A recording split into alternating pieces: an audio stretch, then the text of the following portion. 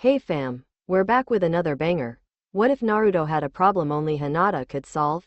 If you're into uncut, uncensored, and mature anime content, the real spicy stuff, head over to my Patreon. That's where the true fans get the exclusive 18+ experience. Alright, enough talk, let's fire it up. It was happening again. Naruto hated it when it happened. When he was younger he didn't mind because he hadn't been aware of what the feelings were. But now that he was 16, well, things were definitely not the same as before.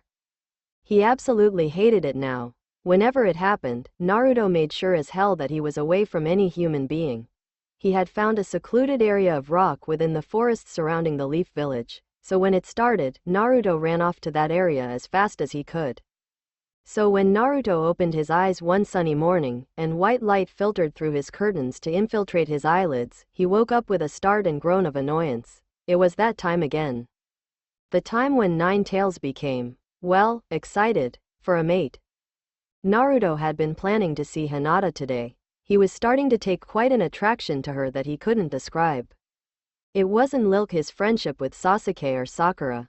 He just liked going to see her, and he loved talking to her as she either made medicine, tended to her plants, or simply walked around the village with him. He was really starting to love the way her eyes would brighten when she saw him and the way her cheeks turned to just that shade of pink. But he wasn't going to able to see her today. Damn Nine Tails. Are you going to deny me again? The voice within Naruto's head did not startle him. He was used to Nine Tails grating at him whenever he was filled with the intention to return to the secluded area, where Nine Tails could really do nothing but whine. Yeah, he thought offhandedly as he poured himself some milk, don't hate me for it. Foolish boy. You are only increasing my need threefold every time to walk away from it. But what the hell do you expect me to do? Go find a female demon fox for you? Get a grip. You are truly foolish. You cannot hide it from me, boy. Naruto licked his lips nervously. Hide what? Boy. You are not only denying the demon within you, but you are denying yourself. You have already realized this. That is why you hide, isn't it? His eyes widened as his hormones began to stir wildly inside him. Stop it. I'm just getting a little excited. Why sound so urgent? Shut up. Naruto squeezed his eyes shut, forcing the voice out of his head for the moment. Nine Tails relented and exited his mind. Naruto took long, deep breaths, calming himself down only half successfully. It was completely true, though. He had to run away from all humans because of what Nine Tails did to him whenever the time came. He would never forget the look on Sakura's face at the sight of his expression on her when Nine Tails had suddenly gotten turned on. Sasuke had yelled at him angrily for scaring her like that. He hadn't meant to. The Nine Tails in him had somehow managed to leak into him, enforcing the feelings he was trying so hard to reject. Neither of them knew about the demon fox yet, so Naruto took it into his mind to keep it that way. He didn't want to change the way things were now. He had managed to gain back Sakura and Sasuke's trust by apologizing profusely, but he now totally avoided all girls, at least at all costs when the time came. When with Sakura, he had bound away at that time to his secluded area, but he didn't want to risk anything like that ever again. That was when he had discovered that Nine Tails didn't really require a female demon fox at all. He didn't need telling, he just knew by the way things went whenever Nine Tails got excited. As long as Nine Tails could perform it through the body he was in, it was enough to satisfy him. Naruto had no intention of letting Nine Tails get that pleasure through his body, which was why he ran off whenever the time came. He couldn't drink his milk. Nine Tails was taking control. His senses increased in sensitivity whenever the time developed into stage 2. He could tell because his nose could smell the thick creaminess of the milk before him. He could also tell because the feelings were going haywire again. He had to get to that stupid spot before anyone came in to see how he was doing. Standing up, he found his eyes a funny haze. Yep, Nine Tails was going nuts again, and was threatening to spill out. He could let Nine Tails spill out maybe while he was in that spot, but definitely not here in his home. Not while it was fully possible for anyone to enter and see him in such a frightening state. The feelings centered and shrouded his head in a heavy mist of desperate lust. Oh crap. He shook his head in a futile attempt to clear it, and walked over to his door with difficulty. The urges he had now were incredibly powerful. Stage 3 of the process. Damn. I should have walked to the forest as soon as I woke up. Why did I pour myself milk? Why? He set a hand on the handle of his door, then started as he heard all too clearly the sound of someone rapping his or her knuckles on the door. Hello, Naruto-kun. Oh, shit. Naruto was torn between the joy of Hinata coming over to see him and the pain and disbelief at the bad timing. I brought some breakfast. I thought we could, share it this morning. Though he hated himself for doing it, he had no choice. Slowly dragging himself backwards away from the door, his eyes darted about for the back door. Something deep and wild rushed through his head, obscuring his view with a thick, foggy sheen. Then he met sudden contact with something, knocking it over and crashing into something else. Something ceramic clattered and spun on the floor, ringing too high for comfort in his sensitive ears. Managing to clear his head from the fall, Naruto opened his eyes slowly and saw the chair and table he had knocked into so close to his face he could see the grainy surfaces, and a glance to the left showed an upturned cup, the white creamy stuff pooled all over the floor. His cheek was cemented to the floor, and as Naruto unstuck his face from it, his mind plunged into desperate need again. He tried to get up, straining every muscle in him to listen so they could reach the back door. His skin pricked and sent a shock down his spine when a warmth met the crook of his elbow, attempting to assist him up. Warm and soft, it was Hinata helping him up.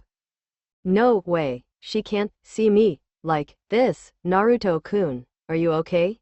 You didn't answer me, and I got worried. Her touch on his bare skin shot through him like an indescribable icy fire, and it took all of Naruto's willpower to shove Hinata's hand off his arm.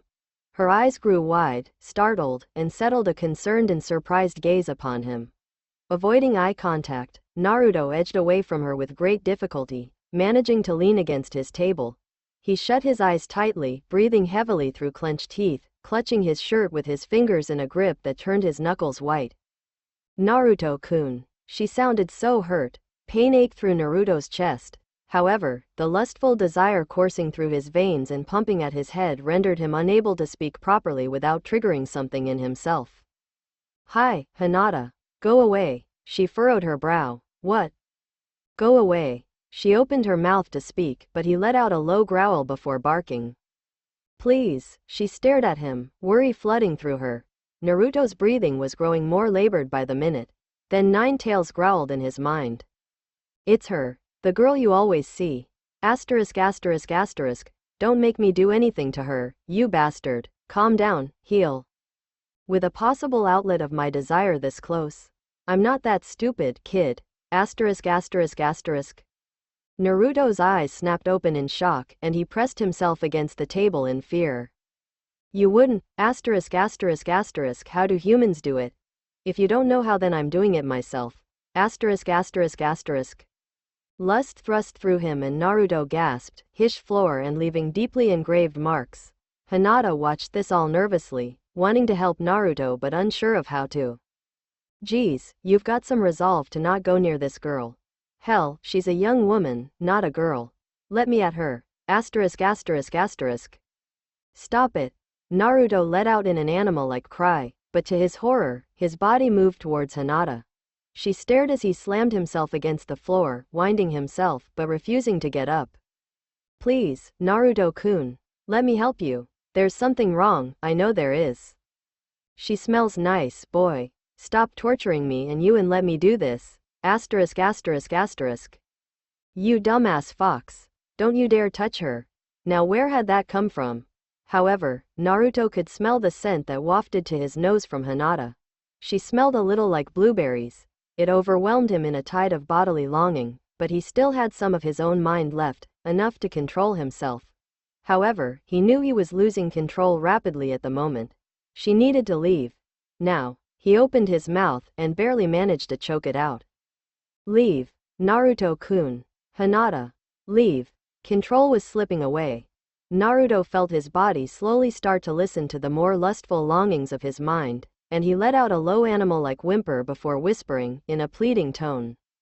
Please, Hinata. Leave. Her expression softened, and she reached a hand out. No, Hinata, don't touch me. Her fingertips softly brushed against his cheek. What's wrong, Naruto-kun? She murmured softly. Oh God, Naruto screamed in his head, help me. Her fingertips traced the rim of his ear, and she leaned slightly over. Naruto-kun?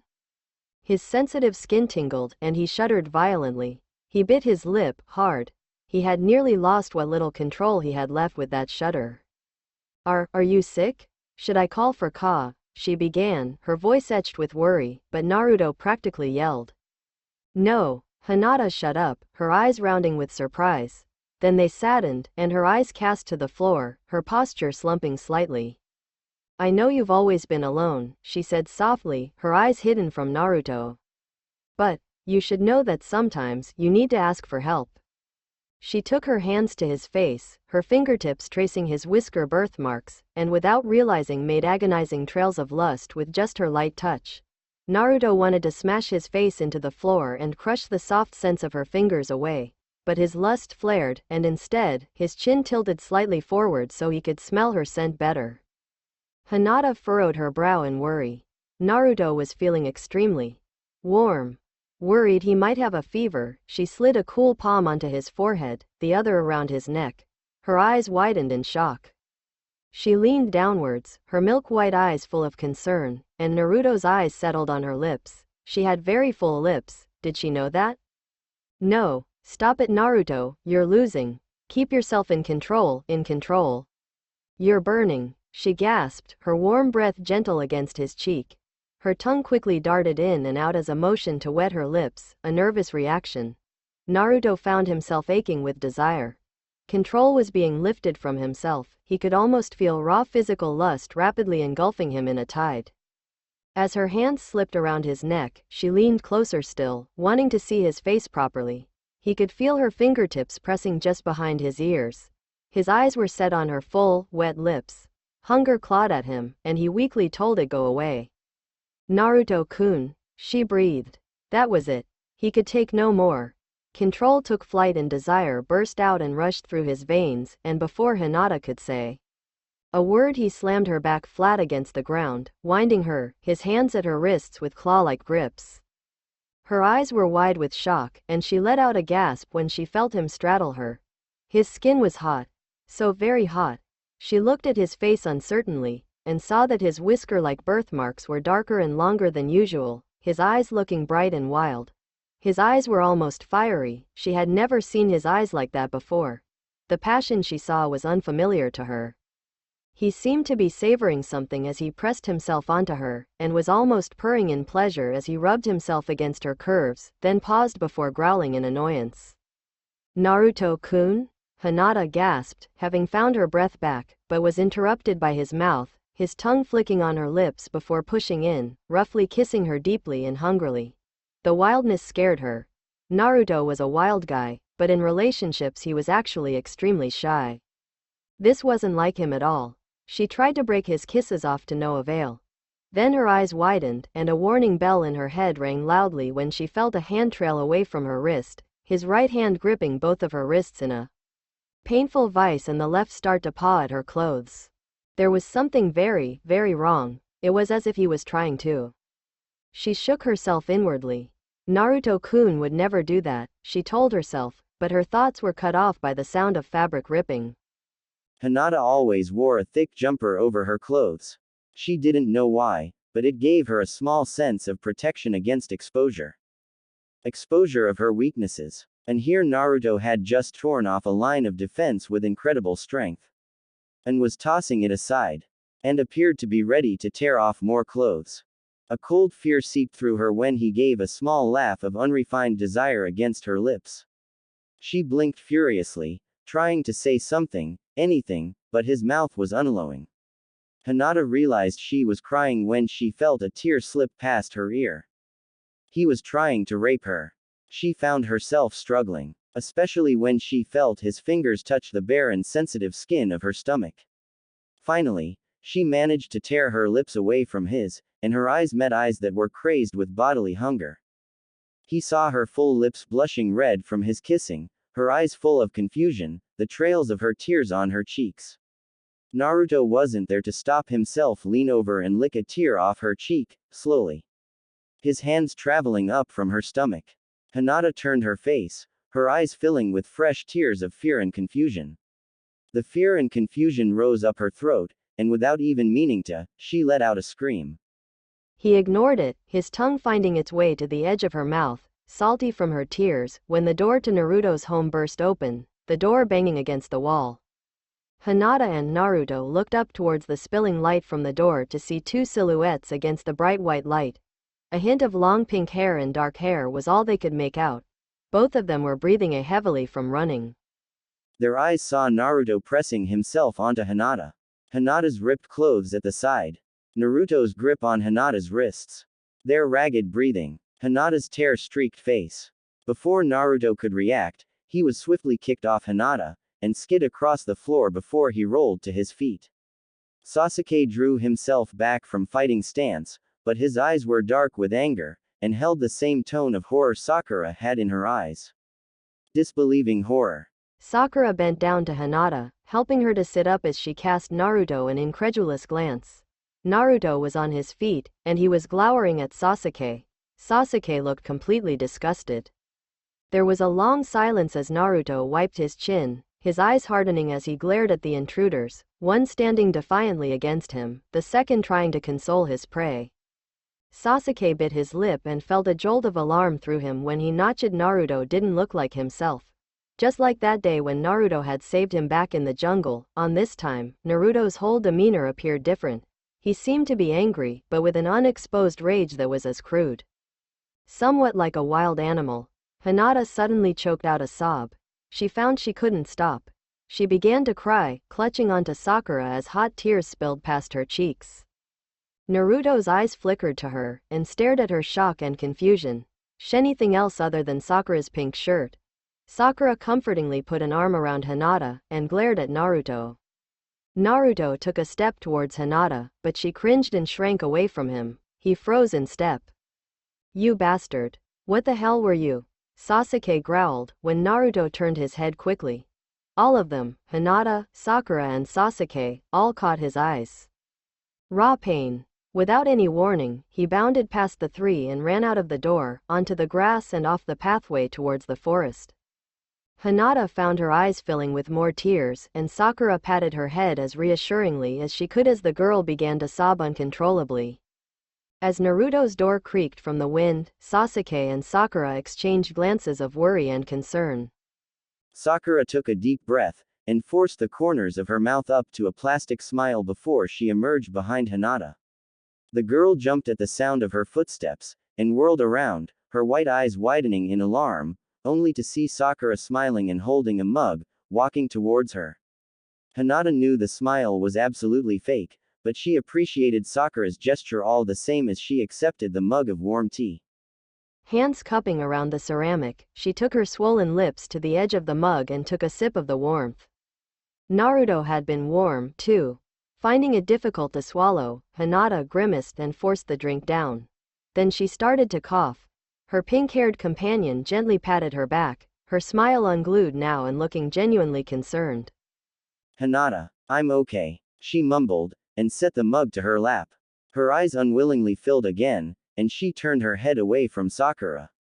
Taking the hint, Sakura stood up, giving the dark-haired girl a soothing rub on the shoulder before turning and walking away to leave her alone.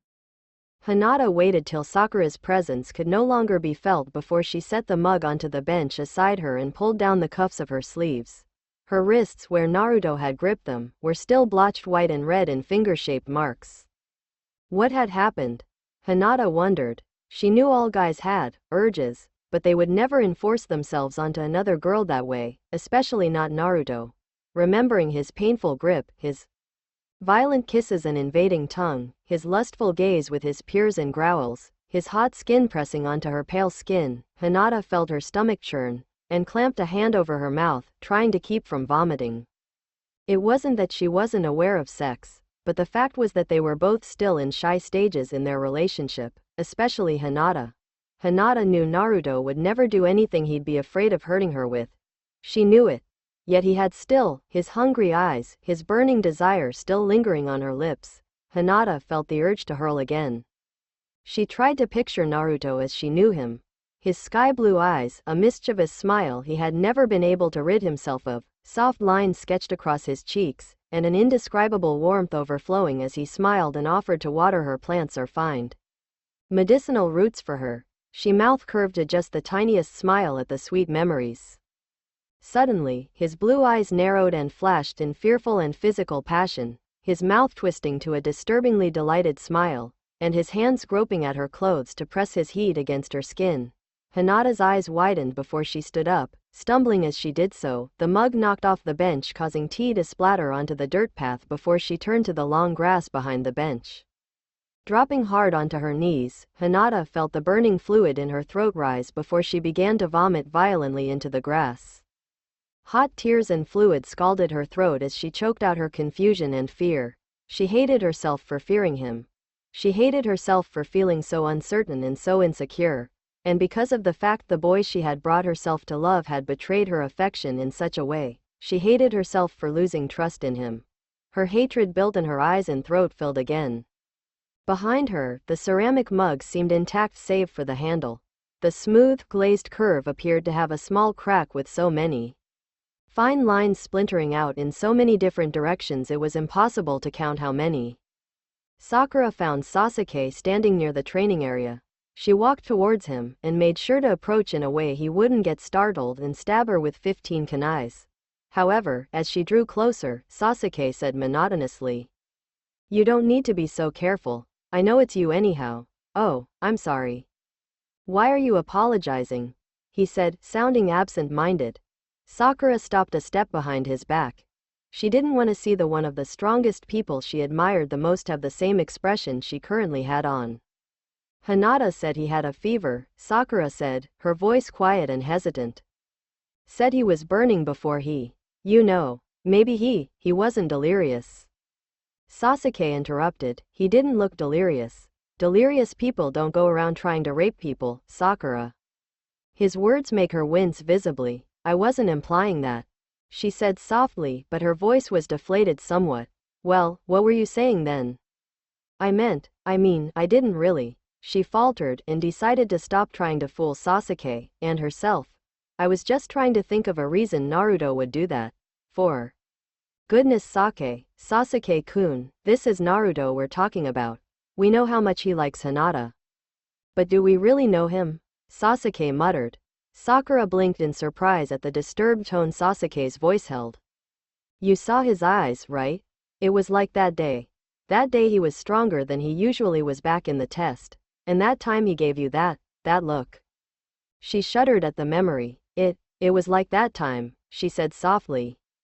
But he didn't do anything. He ran away today, just like that time. Sakura, we don't know the dumbass ninja as well as we think we do. He's hiding something. There was a silence as he seemed to realize he was revealing too much. I think I know enough of Naruto to know he would never rape anyone. Sakura retorted boldly. Sasuke remained silent as she continued. There has to be a reason for everything. Hinata said his body temperature seemed abnormal. He still remained silent. Sakura closed the gap to stand beside her friend and turned to look at him in the eye. There's a reason, I'm sure of it, she said resolutely. Sasuke's eyes were darker than usual, his thoughts and emotions undefinable under many layers of ice. But Sakura had broken the ice before. She grabbed his hand, surprising him, and folding her fingers over his reassuringly. I know what you're feeling, she said softly. He stiffened, but she went on anyway. You're shocked, aren't you, Sasuke-kun? Because you respect Naruto. Not just his ninja skills but his strength and determination. She took his other hand and saw her own green eyes reflected back at her through his dark ones. She took a shaky breath before carrying on. It scared you to see him doing something like that, didn't it? I know because it scared me too. Without meaning to, he bit his lip. Sakura's eyes rounded in concern. Sasuke-kun. He didn't reply. Instead, he took her hands away from his and gently pulled her into a hug, embracing her waist to press his cheek against her pale pink hair. Under normal circumstances, Sakura would have blushed, perhaps inner Sakura cheering in her head loudly. After all, Sasuke rarely showed affection for her. But today, even inner Sakura was silent, and she could sense from Sasuke a great need of reassurance. A need for something that wouldn't change so suddenly. She had never felt Sasuke have a need for that before. Bringing her arms to encircle his torso, Sakura let him hold her tightly as he took in her sweet scent and warmth and comfortable familiarity. Feeling deep down just as stunned and hurt, the demon had been whirled from intense heat and pleasure to sudden chaos, unable to return to his cage or the boy's consciousness as he was ruthlessly shoved to the very boss mind before he was thrust back to the boy's eyes. He was not pleased to see, when given back charge of the vessel that carried him, that the boy had escaped to the secluded area once more, completely surrounded by rock and trees. What was worse, the body was frozen to him, so he couldn't move a muscle, not even stir the boy's hormones. Damn it, we were so close. Asterisk asterisk asterisk. There was a long silence. Asterisk asterisk asterisk, boy. Asterisk asterisk asterisk. There was no reply. Ninetales was not amused. Boy, answer me.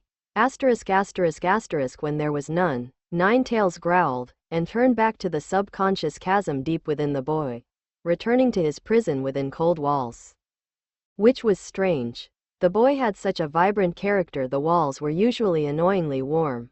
Looking through the bars, Ninetales could see the bright walls were now dark and dull, long shadows casting onto the dank water flooding below.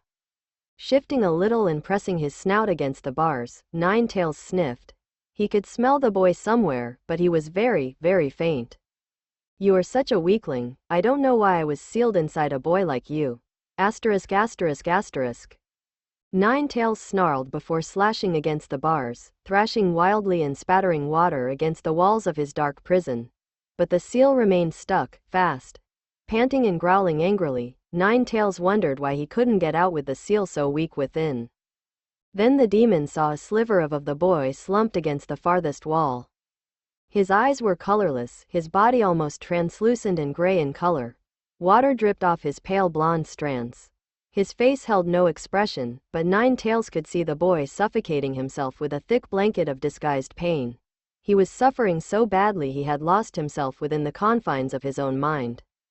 Yet his pain built a strong wall between Ninetales and himself. It was so strong, Ninetales could not escape from it. The demon let out a tremendous roar that rattled the bars and rippled the water below into current, but nothing affected Naruto in the least. On the contrary, Ninetales found that the boy had sunk deeper into his stupor. Irked, the demon returned back to the vision of the world through Naruto's eyes. He was no less excited than before, but yet, the demon felt his anger slowly ebb away. The boy was stronger than he had expected. Rather than grow weaker, the boy had strangely enough grown stronger. That was interestingly new. And if the boy could just now break out of whatever he was spaced out with, Ninetales just might consider him a little differently. But for now, it was no satisfaction and complete disarray of sexual desire as he stared at rocks. When Hinata opened her eyes and found herself curled up on dirt, she hurriedly sat up, trying amidst her confusion to recall what had previously happened. The sun was starting to lower itself, and sky was just tinging on orange. As she rubbed grit out of her eyes that had blown in from the wind, her memory rushed back with painful detail. She felt her stomach lurch, but she contained herself as she got to her feet. Hearing footfalls behind her, Hinata spun on her heel with her eyes starting to strain, only to see Sakura and Sasuke walking towards her. They exchanged glances. Hinata's response had been extremely edgy for simple footsteps that were not even attempted to be concealed. Hinata, Sakura said quietly, we didn't tell anyone. Yet, it might cause too much trouble, you know. So we're going to go find Naruto first. Hinata looked at them, her eyes unreadable as she thought deeply. Then she gave a slow nod. You don't have to keep silent if you don't want to, Sasuke said, and Hinata was surprised to hear him speak so softly. Sakura nodded in agreement next to him, and the two waited for Hinata's answer. What had happened was definitely something to be reported, but Hinata felt there was something else. Something else was so wrong, it didn't even amount to her trauma. Hinata couldn't figure it out, and she wasn't sure she was supposed to, but she truly wanted to know Naruto better. The hidden pain and suffering had lashed out in the last look she had had at him, and she hadn't been able to forget it despite her own pain. Naruto was someone who she had never been able to really figure out, but this was too much for anyone to try to figure out. Naruto would never rape her. She didn't just believe it, she knew it. Having made up her mind, Hinata lifted her chin up and looked at Sasuke in the eyes. "I'll go with you." He raised an eyebrow in mild surprise as Sakura's surprise was expressed less mildly with a dropped jaw. "Hinata, you're not really in the condition." Sakura started to splutter, but Sasuke interrupted, "Fine." He started to walk along the path again, past Hinata, and Sakura hastily followed. "Fine," she hissed. "She has a right to choose." Sasuke answered, and then proceeded to give her a look that clearly said, "You go figure." She shut up. Hinata walked behind, her eyes downcast again as she fell back into her chasm of thought, and continued to walk distractedly into the forest area.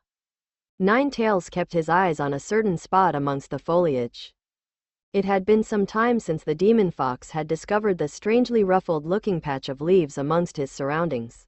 The boy had obviously been so troubled and in such a rushed panic that he had neglected his stealth. Nine-Tails could envision very, very obvious clues marking the trail of the boy. He had enjoyed the girl while it had lasted, even though he hadn't been able to completely satisfy himself, but now his desire had dissipated. Nine-Tails had expected the boy to release his frozen position once his mind had cleared of all sexual intentions, but the boy hadn't. The demon fox had then tried to move several times by stirring up a great amount of chakra to the boy's hands. Instead of feeling energized enough to move once the chakra was there, however, the demon fox found that even the smallest twitch of a finger brought the body a searing hot pain that ripped at the very core. It was so excruciating even Nine-Tails didn't want to try in fear of wearing out the boy's nerves. "Foolish boy," Nine-Tails grumbled through the boy's lips, enraged that he, the great Nine-Tails, was stuck in such an awkwardly stupid position. He kept his eyes on the leaves. Sasuke looked as calm as he always did, but Sakura was showing visible signs of being distraught. She constantly swept strands of hair behind her ear, even though they weren't in her face, and her brows were slightly creased. Hinata knew why Sakura was looking so uneasy. Naruto had heightened his ninja skills considerably over the years, and was well on the way from a chunin to a junin. Naruto's stealth was one of those that even Sasuke had trouble uncovering his tracks across a 30-meter range of sand. Yet as the trio walked along the undergrowth of the forest, the trail of disgruntled leaves before them was a sure sign of someone having run through the forest floor. At first, all three of them had thought that Naruto was tricking them by leaving such an obvious trail, but after checking almost every point of possible entry, they realized that it wasn't a trick at all. Hinata could tell, even though Sakura hadn't said anything since they had entered the forest, that the absolute lack of caution worried her greatly. Caution was the essence of a ninja in many ways, and though Naruto sometimes proved to have none, Sakura knew he at least wouldn't leave a gaping pathway this obvious. He must have been in another state of mind for himself to be so careless, Hinata thought. She took care not to crunch the yellowing leaves beneath her feet too loudly. After nearly 15 minutes of walking, Sasuke paused in his tracks for a second. His eyes briefly scanned the bark of a tree by him, and Sakura could have sworn she saw a flicker of a scowl on his face before he changed course and turned to his right. Wondering what was going on, Sakura quickened her pace to inspect for herself. The sun was hanging low in the sky, still a burning disk of darkish yellow, and it filtered through orange light. Sakura saw on the bark, directly under a dappling of dim sunlight, a slight scrape of claw-like marks. She blinked, wondering why Sasuke had bothered to glance at some animal's marks, when she noticed that the gaping trail at her feet carried a few paces forwards before stopping. Hinata stepped up behind her and looked at the marks over Sakura's shoulder with an expression of mild confusion. Sakura was considering calling out to Sasuke to ask why he had turned, when Hinata audibly inhaled sharply. Sakura turned around in surprise and concern, and saw even under the dim dapples of the yellow light that Hinata had visibly paled, her eyes fixated on the claw marks. "What's wrong?" Sakura asked worriedly, and winced as her voice penetrated the stillness of the forest. Hinata seemed to gain her stand at Sakura's voice, however, and breathed out slowly, trying to regain herself before she spoke again. "Naruto-kun has been careless again," she said softly, her voice barely above a whisper. Sakura bit her lip as she stiffened at Hinata's words, but felt highly confused. What do you mean? How? She asked as she surveyed her surroundings, unable to link Naruto with the claw-like marks. Hinata trudged through a mass of leaves directly off the open trail and by the tree with claw marks, following Sasuke's choice of path. Sakura stared after, question etched on every feature on her face before she hurriedly followed suit. After about 20 paces, there was another trail that lacked undergrowth and revealed slimy ground below. Wet leaves lay flurriedly aside the trail, as though the person running through had hastily run and scattered leaves among its midst. Sakura was severely confused, as she had no idea how Sasuke and Hinata had related the engravings on the bark to the path Naruto had taken. I don't get what those marks have to do with Naruto, she said, a hint of complaint edging her voice. Hinata turned abruptly to Sakura, looking grave, and lifted a hand. Sakura opened her mouth to ask Hinata what she was doing, when she was answered as Hinata swiftly pushed down the sleeve on her left arm. Sakura's mouth remained open as she stared at the claw-like marks that bruised Hinata's forearm and her wrist, with fading but still prominent red and white splotches coloring where it was not blue or purple. Hinata refused to let her eyes meet her own arm, and continued to divert her attention from it as she pulled the sleeve back into place. She walked on, picking up speed in effort to catch up to Sasuke. Sakura had no idea what was going on with Naruto, but now she realized that neither Hinata or Sasuke understood either. She glanced at the clawed bark, the scraped-out engravements of wood identical to the bruised marks on Hinata's arm. She had always thought that Naruto reminded her somewhat of a mischievous animal, like a raccoon or something, what with those whisker-like birthmarks that his cheeks bore, and his constant nattering. But this was strange. The animal Sakura was thinking of now was something more wild, more monstrous. She shook her head quickly. Now that's just stupid and ludicrous, she told herself. Something monstrous in Naruto. Talk about overdramatic. There's something up, but how does the word monstrous make its way in? She smiled weakly in self-attempt to erase that train of thought, but as she caught up to Sasuke and Hinata, her mind could not help but ponder. As the dim orange sunlight drifting through the leaves darkened just slightly as the sun sank lower, the demon fox pricked his ears as smallest sound of clothes rustling past bark sounded. At the end of the trail, there was a parting of leaves and twigs that opened to a space yet to be seen. Thin, yellow-orange light streamed onto the three ninjas through the very long and thin slit between the leaves as they tread on the undergrowth. Sasuke stopped, tensing, and the girls paused behind him. Someone was there. Taking a deep breath, Sasuke boldly stepped forward and brushed past the leaves and into the open space, not even attempting to be quiet. It was so un-Sasuke-like. Sakura took several moments of shock before she could steadily pass the leaves herself, shortly followed by Hinata, who looked extremely tense and nervous. She was biting her lower lip tightly. Sakura took in her surroundings as she walked behind Sasuke. Chunks of old rock scattered the area, but the ground was hard-packed with only tiny tufts of yellow grass growing in random patches. The area had probably once occupied a large rock which had been quarried a long time ago, Sakura thought as she walked to a space beside Sasuke. Then she saw Sasuke's unmasked surprise at a certain entity before him, and she turned her eyes to the direction of his gaze. Between two piles of rock sat Naruto. He was sitting there with his legs propped up and apart, his elbows nestling on either knee. The whisker-like marks on his face were longer and streaked with something darker. His chin was lifted, but his eyes were not. They were almost hidden beneath his fringe of yellow, glinting with the reflection of the gradually darkening orange light of the sunset. Hinata joined Sasuke and Sakura by standing to Sasuke's right, and her eyes immediately widened at the sight of Naruto. She almost stumbled into Sasuke in surprise, but she managed to take a single step backwards, keeping her eyes trained on the blonde boy. There was a long silence that stretched on as the orange light grew dimmer and dimmer. Then, as Sakura watched, just the tiniest hint of a smile graced the edge of Naruto's lips. Sasuke didn't miss it, and his eyes narrowed, and he finally chose to break the silence with the question laden on their minds. Who are you? The smile on Naruto's lips grew sinisterly wider. Hinata could not understand how this was happening. There she could see, plainly under the sunset, the blonde 16-year-old boy they had been searching for. He had his orange clothes, his forehead protector with the Leaf Village emblem, and his blonde hair. Yet nothing seemed more out of place with him than now. It wasn't just his lengthened birthmarks, his hunched shoulders, the strange glint in his normally blue eyes, or the incredibly sinister smile at his lips. It was the fact that everything that had changed was so drastically not like Naruto, yet it seemed so natural.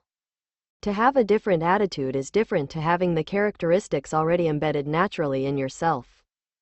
Hinata thought as her eyes darted over his widening smile. One of the most startling differences, however, lay in the atmosphere. Sasuke, Sakura and Hinata could all sense the horribly dark and icy aura Naruto was emitting. It was not visible to the naked eye, but they could feel it snaking its dark tendrils around their legs, around their necks. It was all they could do to not shudder. It was all this that allowed the three to immediately come to their conclusion. This person could not possibly be Naruto. ***, did you not hear me? Sasuke's voice took on an icy edge, his eyes coldly boring into Naruto. Then Naruto let out a snarlish laugh that sounded a lot like a bark. Hinata was so taken back by the sudden, unfamiliar sound she shrank behind Sasuke, looking scared. "I'm impressed," he rasped in a voice completely unlike Naruto's. It held a somewhat animal-like bite to it. Sasuke was surprised to hear Naruto speak, but he did not show it. A clone? No. The differences are too obvious, he would have changed back by now. Sasuke thought, possession through spirit jutsu, like Ino? No. Then the body should be nearby, and I can't sense a thing. Naruto seemed to be able to sense Sasuke's mounting frustration because he spoke next. I am admittedly surprised that you know that this body is currently not in original state of mind, but do not bother to fathom who I am, boy. You apparently do not know of this boy's past. So you are a spirit who has possessed Naruto? Sakura asked tentatively, utterly confused. Did you do all those things to Hinata? Hinata inhaled sharply and sent Sakura a frantic G determined. She needed to know if there was a reason behind the sudden changes in Naruto's behavior. Possession of the mind was as good enough as any reason Sakura could think of, and she badly wanted this reason to pin the pain she had witnessed on.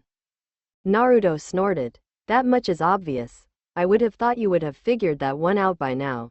I feel I have overestimated you. At these words, Hinata felt as though her insides had dropped out quite suddenly. She felt the urge to hurl again, but for entirely different reasons. I was nearly hurt by this. It wasn't even in Naruto-kun. Who are you? Sakura demanded, her eyes blazing as the mere thought of Naruto being manipulated into hurting someone she knew he cared about a lot. What sort of horrible entity would force someone else to do something like rape? Naruto's only response was the vanishing of his grin. Sasuke spoke again, and his tone startled Sakura. She had known Sasuke to get pissed off before on several occasions, but she had never seen him try so hard to conceal his anger. Then she realized that was the wisest thing to do. Quite apart from having dark and evil aura, Naruto was also emitting a great sense of power. There seemed almost impossible to Sakura for anyone to have such powerful expanses of chakra, and it was probably unfathomable to Sasuke, too. Caution is, after all, Sakura reminded herself, a ninja's very essence. You seem to know Naruto very well. Sasuke said in a low voice. There was no answer, and Sasuke tried again. Where is Naruto now? He is lost in his own mind. There is no way to retrieve him until he chooses to arise himself. Naruto said quite calmly. There was a short silence as the statements sunk in. What do you mean by that? Sakura asked slowly, and there was just the slightest of trembles to her voice. I am saying, Naruto said in an impatient growl, that the fool has been traumatized. He is suffering in his own depths of pain, and there is nothing you can do about it. That hit a nerve in Sakura. What do you mean, there is nothing you can do about it? She asked, the shakiness in her voice now due to an entirely different reason. We happen to be his closest friends. Then why did he kick him? Naruto asked coldly, and Sasuke stiffened. A surge of anger shot through Sakura as it usually did when someone didn't understand Sasuke. She spoke angrily through clenched teeth. He appeared to be raping someone in a violent manner. Sasuke-kun had every right to kick him away. But it wasn't him. Naruto said, an amused glint in his eyes as he surveyed Sakura's expression change from anger to faltered confusion. You call yourself friends, but you do not understand that he is not himself when he is caught doing something I am sure he would never usually do. Sakura was startled out of her wits when Sasuke abruptly bent down and grabbed Naruto's clothes by the collar, dragging him up to his face to glare at him. Naruto visibly winced at the gesture, and when Sasuke spoke, his voice was low and angered beyond reason. Let me get this straight. You know Naruto very well, and from the sounds of it, Naruto knows you too. Am I correct? The blonde boy did not answer, and Sasuke gave a sharp shake of his hands, jerking Naruto's neck as he snarled. Answer me. Naruto muttered something that sounded like, I don't believe this, before saying in a rather pained growl. You could say that. So you are telling me that you possessed Naruto's mind in an attempt to rape Hinata against his will? Perhaps, as this, Sasuke growled, his eyes darkening as he spoke, a common occurrence? You might say that, Naruto said vaguely, and was immediately slammed against a rock. He let out a sharp yowl of pain as Sasuke practically shouted. I cannot believe this. Naruto has had you, this dark, huge monster-like entity, lurking around since when? Sakura grabbed Sasuke to drag him off, quickly and desperately saying. Sasuke-kun. Please stop it. We don't know. You forced Naruto to do this? Who the freaking hell are you to do that? He yelled angrily, and Naruto rested against the rock, closing his eyes and breathing a little heavily. He seemed to be in great pain, and he swore under his breath. Please, please, whoever you are, tell us what is going on, Sakura begged, her arms thrown around Sasuke's middle. Tell us what is going on. Asterisk asterisk asterisk. He could tell that the black-haired boy did not usually reveal his emotions so easily, and he was surprised to say the least at the sudden outburst. The pink-haired girl, he could see a desperate wanting and true passion in her feelings of friendship towards Naruto. And the girl behind had her eyes squeezed tightly shut, her hand over her chest as she bit her lip tightly in pain. Asterisk asterisk asterisk. Perhaps, Naruto growled, causing the other three ninjas' heads to snap up in attention at the change of tone in his voice. You are all closer to the boy than I thought. His eyes were still glinting sinisterly, but there was a new tone in his voice and his slowly spreading grin. His teeth were bared to reveal sharpened fangs that Naruto never usually had. I have the impression that you do not know of this boy's past fully. He said, his voice an oddly low growl, and Sasuke's anger ebbed away as he thought about this. Sakura's arms fell away from his sides. Come to think of it, all he had known about Naruto before he had joined in three-man teams with him and Sakura had been three major facts. 1. Naruto had failed his exams more than once, and therefore the second fact had been, because he's an idiot, but the third had been, understandable, since he's an orphan, like me. Sasuke had never been one to care about others, but for some reason, Naruto had always struck him as something different. He was a jerk who constantly irritated him, still playing stupid pranks at the age of 16. But Sasuke had always sensed that he was smarting beneath his noisy exterior, and Sasuke could definitely relate to pain. He never had parents, Sasuke said slowly, and the girls looked at Naruto tentatively to see if this had been an appropriate answer. Is that it? When there was a suppressed silence, the blonde rolled his eyes. You prove my impression correct then, I see, he said and seemed to relax in his position against the rock slightly more. Hinata bit her lip as thoughts raced through her head. Naruto-kun is not himself right now.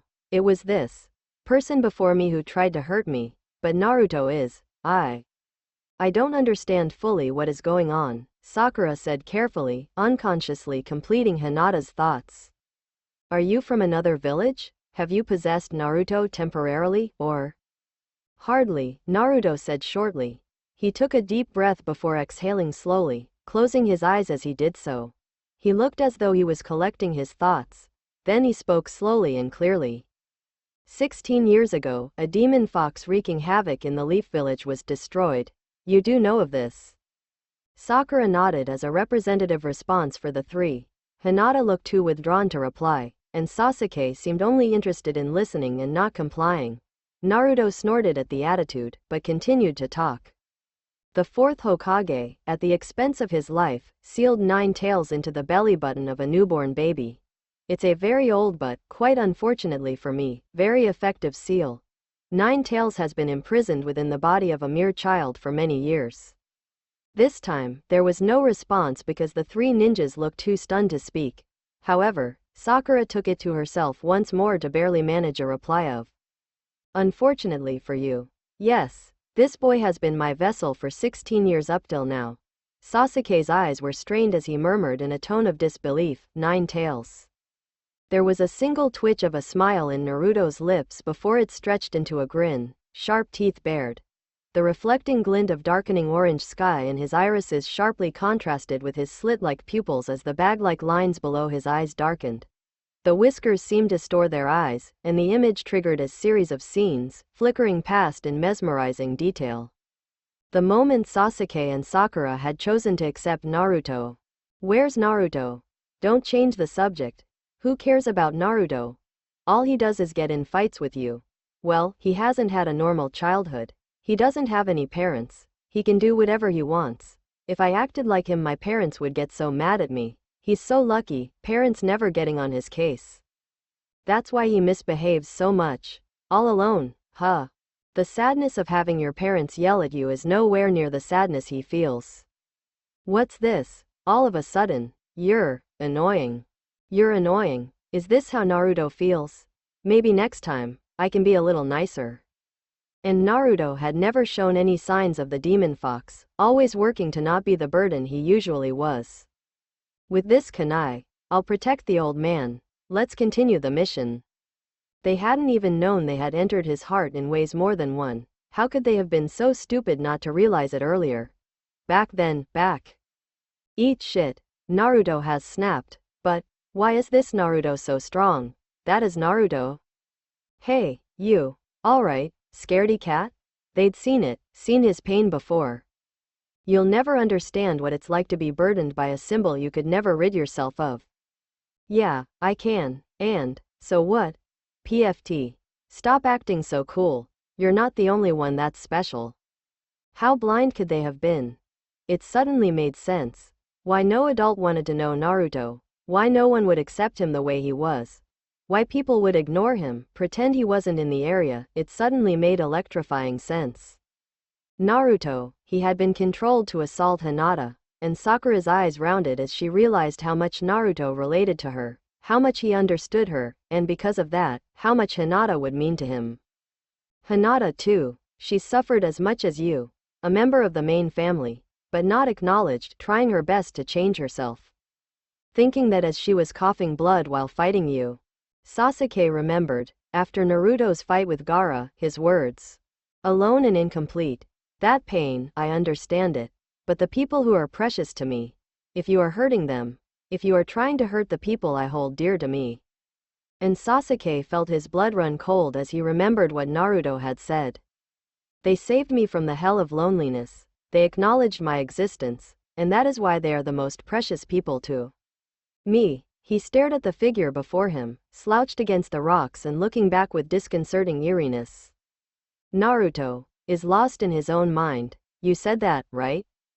Sakura spoke almost too quietly, but before Naruto could even reply she went on, the pace in her voice quickening. Naruto, the one that, he never even showed that. He'd always try to prove himself. He's never shown that he'd had a monster. Why did he if he knew why? He was oblivious about me until he graduated from his academy. Naruto muttered, causing Sakura's jaw to drop open.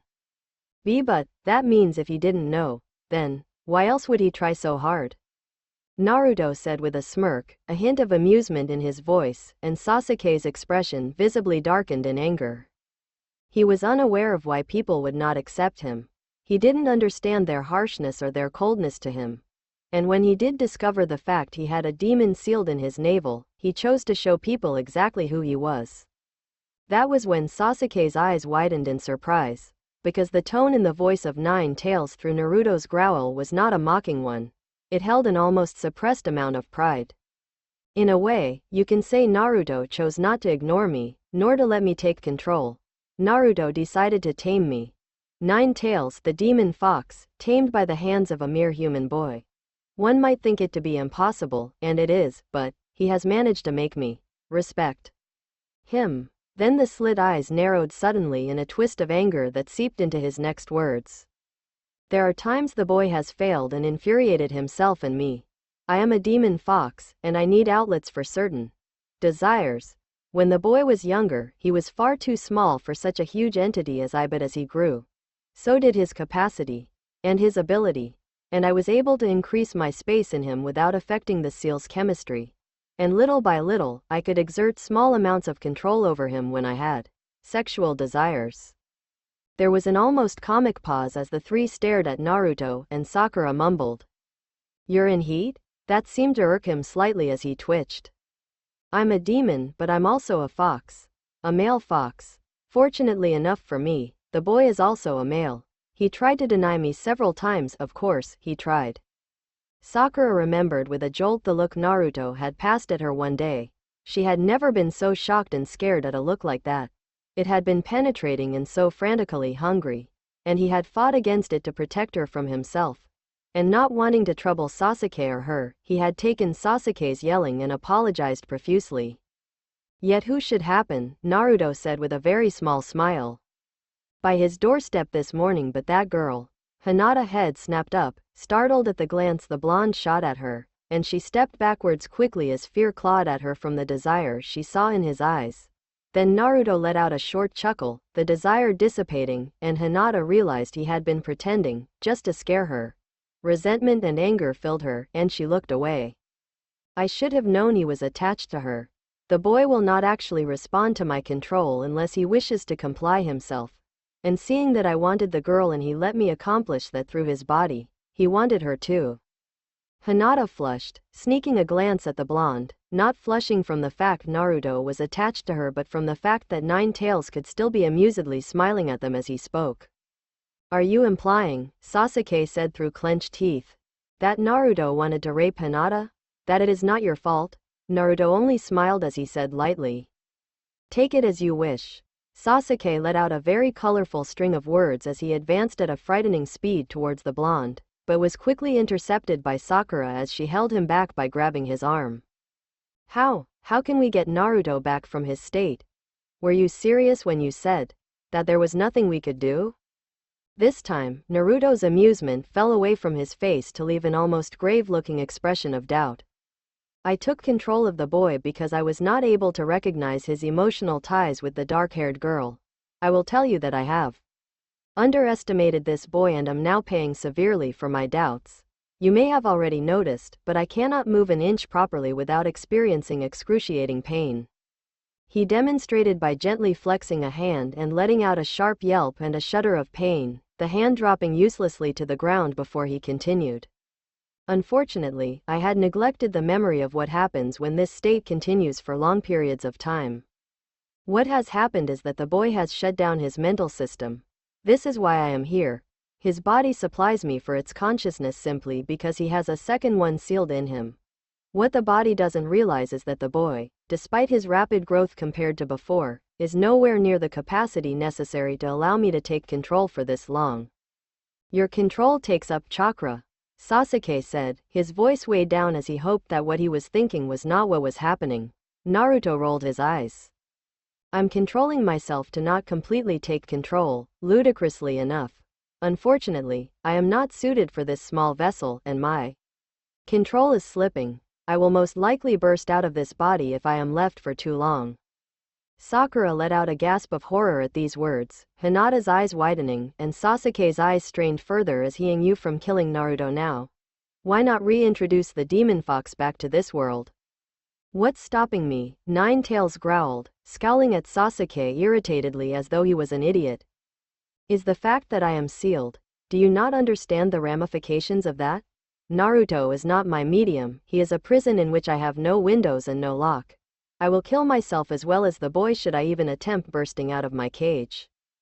Hinata looked too shocked and too speechless to do anything else but start shaking quite violently at that precise moment, her eyes sharply stinging with hot tears. Sakura immediately went over to her to hold her around her shoulders, and Sasuke asked, "How can that be stopped?" Naruto sighed as he relaxed against the rock, looking deflated all of a sudden. "During the hours it took for someone to discover the boy, I did think of ways, but in the end, I could only think of 3 options.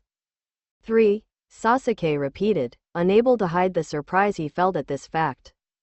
The first option is to leave me be. I will kill myself, destroying my medium and one of the worst threats to the world in process.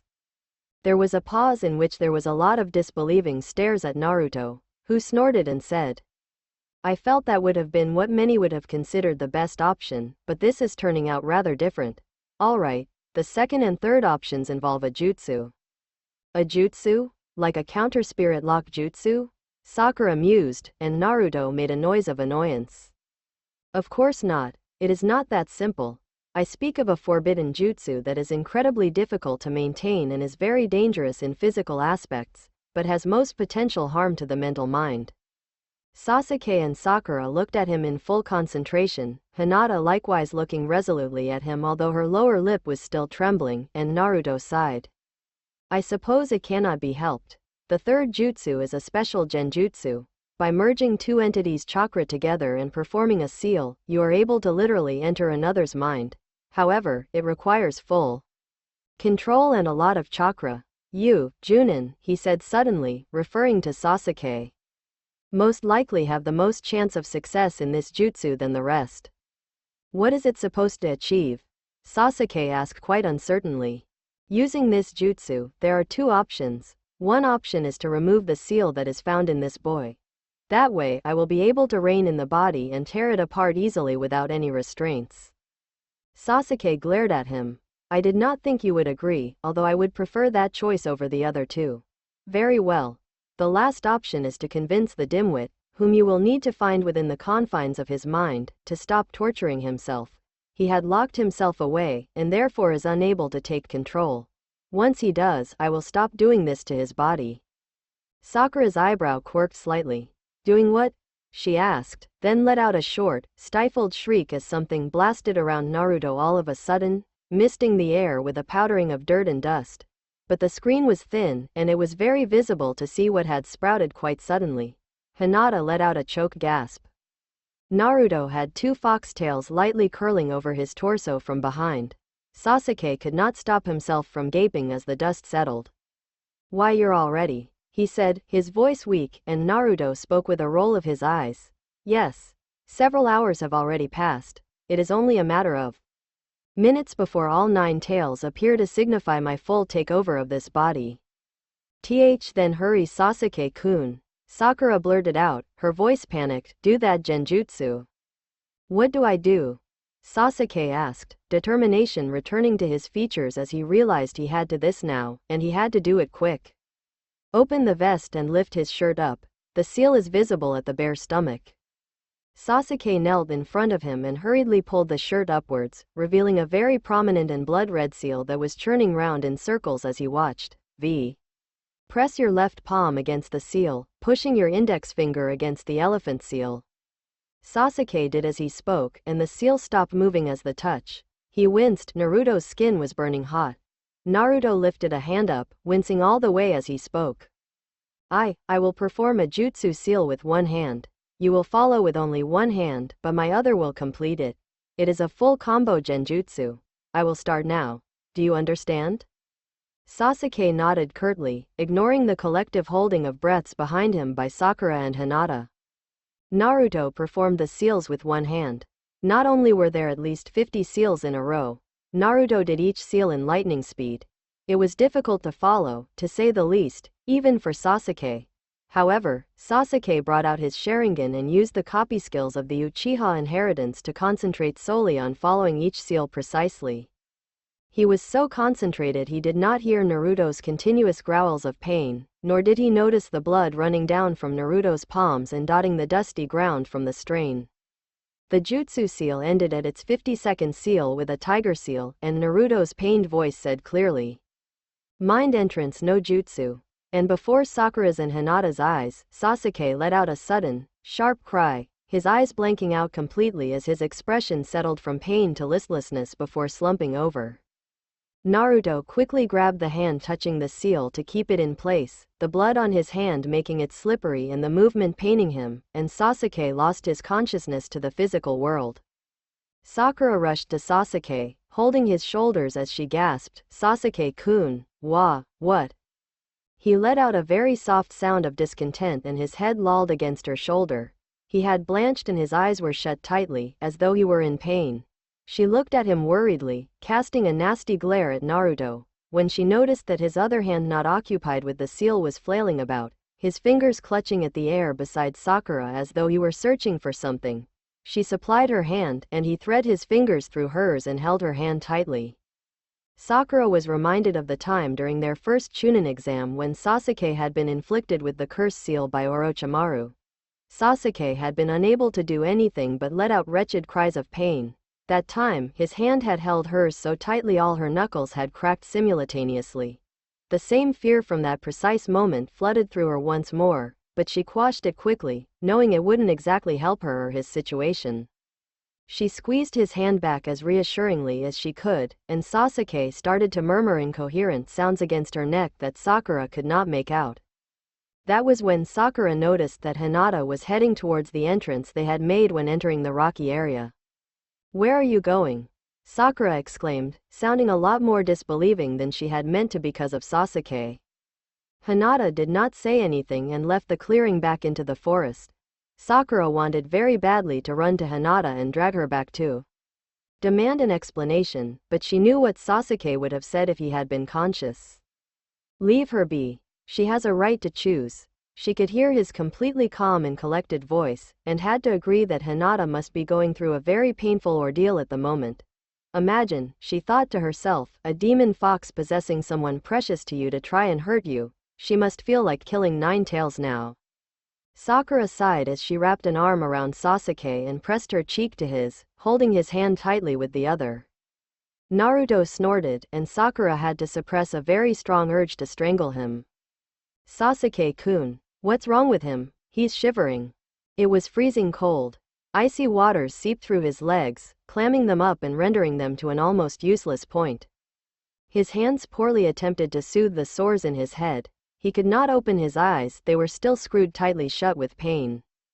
"It is something he will have to endure. Calm down, human." The lamber was a horrible feeling of a huge, invisible hand plunging deeply into him and grasping at his heartstrings before shooting up his spinal cord to his brain, where rough fingers dug into his mind and wrenched it out and away from his body, his physicality bursting out with a howl of shock and pain before letting go of consciousness. What had happened next was what Sasuke could only describe as falling at what felt like sound speed down a winding tunnel. Then a numbing darkness had engulfed his vision as he fell with a loud splash and thud into freezing liquid. His headache pounded its last painful chords before finally ebbing away, and Sasuke brought himself to open his eyes. His skin. The place was eerily dark, illuminated with a dull, storm-gray light that took a long time for even his sharp eyes to adjust to. Dank walls took residence either side of him, stretching far beyond his sight and into darkness both in front of him and behind. The waters appeared ink-black and felt horribly cold. As Sasuke picked up a leg gingerly to test its mobility, the dark droplets sprinkled onto the surface of the water as he lifted his foot sounded along the cold walls with sinister echoes. Sasuke had a feeling he had just made a very big mistake, as though he had been on a mission and had just given their position away. He held his breath momentarily, waiting almost for something to happen. His skin is like ice. Nothing did. Oh no, All of a sudden, Sasuke felt like an idiot, balancing on one leg in this alien place.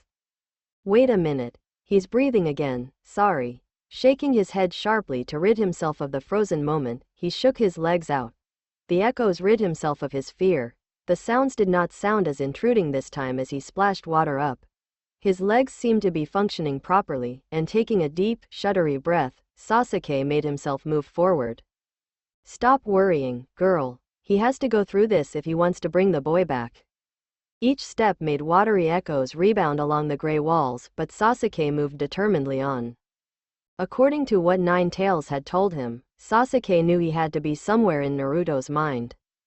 He had never particularly been fond of Naruto's way of thinking, especially when it focused on ramen and ramen only, but this place was somewhere Sasuke disliked even more. The cold, the darkness, the strange, gray formality of it all. What do you mean? He didn't like it. Sasuke's peripheral was suddenly enraptured with a black expanse, and his head jerked round as he let out an unstoppable, sharp inhalement of surprise. The blackness seemed to suck him in. He squinted through the gloom, and the image sharpened. He could make out rows and rows of bars, not unlike those belonging to a prison cell. The cell was empty. On the center of the long row of bars was a single piece of paper, and Sasuke could just see what it was. A seal. Go through this, through what? So this is what imprisons Nine Tails, he thought, and was startled to hear his own voice echo his exact musings across the corridors, bounding back and forth in the gloom. But Sasuke was in no way prepared, despite the earlier warning, as to what happened next. Who is it? As Naruto's voice strongly resounded along the storm-gray walls, a newfound chill ran through Sasuke's spine, the water immediately growing colder. Go through the boy's pain. The uncertainty plucked at Sasuke's most sensitive nerves, the alien suspicion piercing through his chest, and the three syllables cast an invisible wall between him and Naruto that towered out of sight. The air seemed to thicken and smother with an almost material darkness as the icy waters prickled needle-like numbness in his legs. Sasuke felt himself grow faint. There was something so huge and he had only caught a glimpse of it. Yet here he was, shivering from the cold and his eyes rounding in shock from the effect of Naruto's words. He could feel his eyes rolling into his skull. The cold was almost drowning him. There was no sense in his legs anymore, and there was a terrible ache starting to grind at his brain. What do you, Sasuke-kun? His teeth are chattering. His face is losing color too rapidly. Oh, this can't be good. Oh, God. Help. Sasuke suddenly felt the drowning feeling falter to a stop, a warmth radiating from an invisible source at his hands and his neck and spreading through his body. The gray walls slid back into focus, the feeling in his legs returning in a rush with small pin-pricks of pain. He found himself inhaling sharply, unaware of the fact he had been holding his breath ever since Naruto's voice had echoed through. Confused, Sasuke pressed his palms to his face. A heat spread through his jawline to his neck, where a warmth was already spreading down his back. What was this feeling? Then, as Sasuke let his arms down, a very faint but familiar scent swept past his nose, and he understood. His eyes softened slightly as he silently thanked her for this uncalled strength. And taking a deep breath, he hardened his resolution and said firmly and clearly, Naruto, it's Sasuke. There was a silence so still only the gently lapping of water against the stone-gray walls could be heard.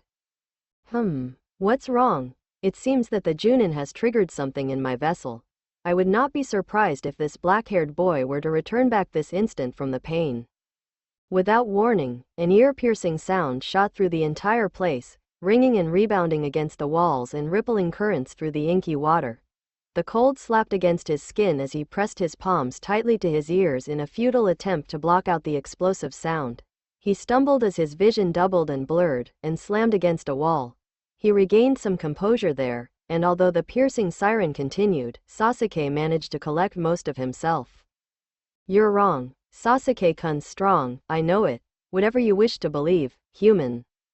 He took a step towards what seemed like the origin of the noise, and the siren grew to a shriller pitch. It was as though his skull was shattering. Sasuke could barely make out what he was doing, but somehow he knew that this was purely Naruto's doing, and that probably meant that Naruto was at the origin of sound. Sasuke-kun, can you hear me? Please don't lose it, please bring Naruto back. Sasuke took another step, and he seemed to lose the ability to string coherent words in his head to make thoughts in sentence form.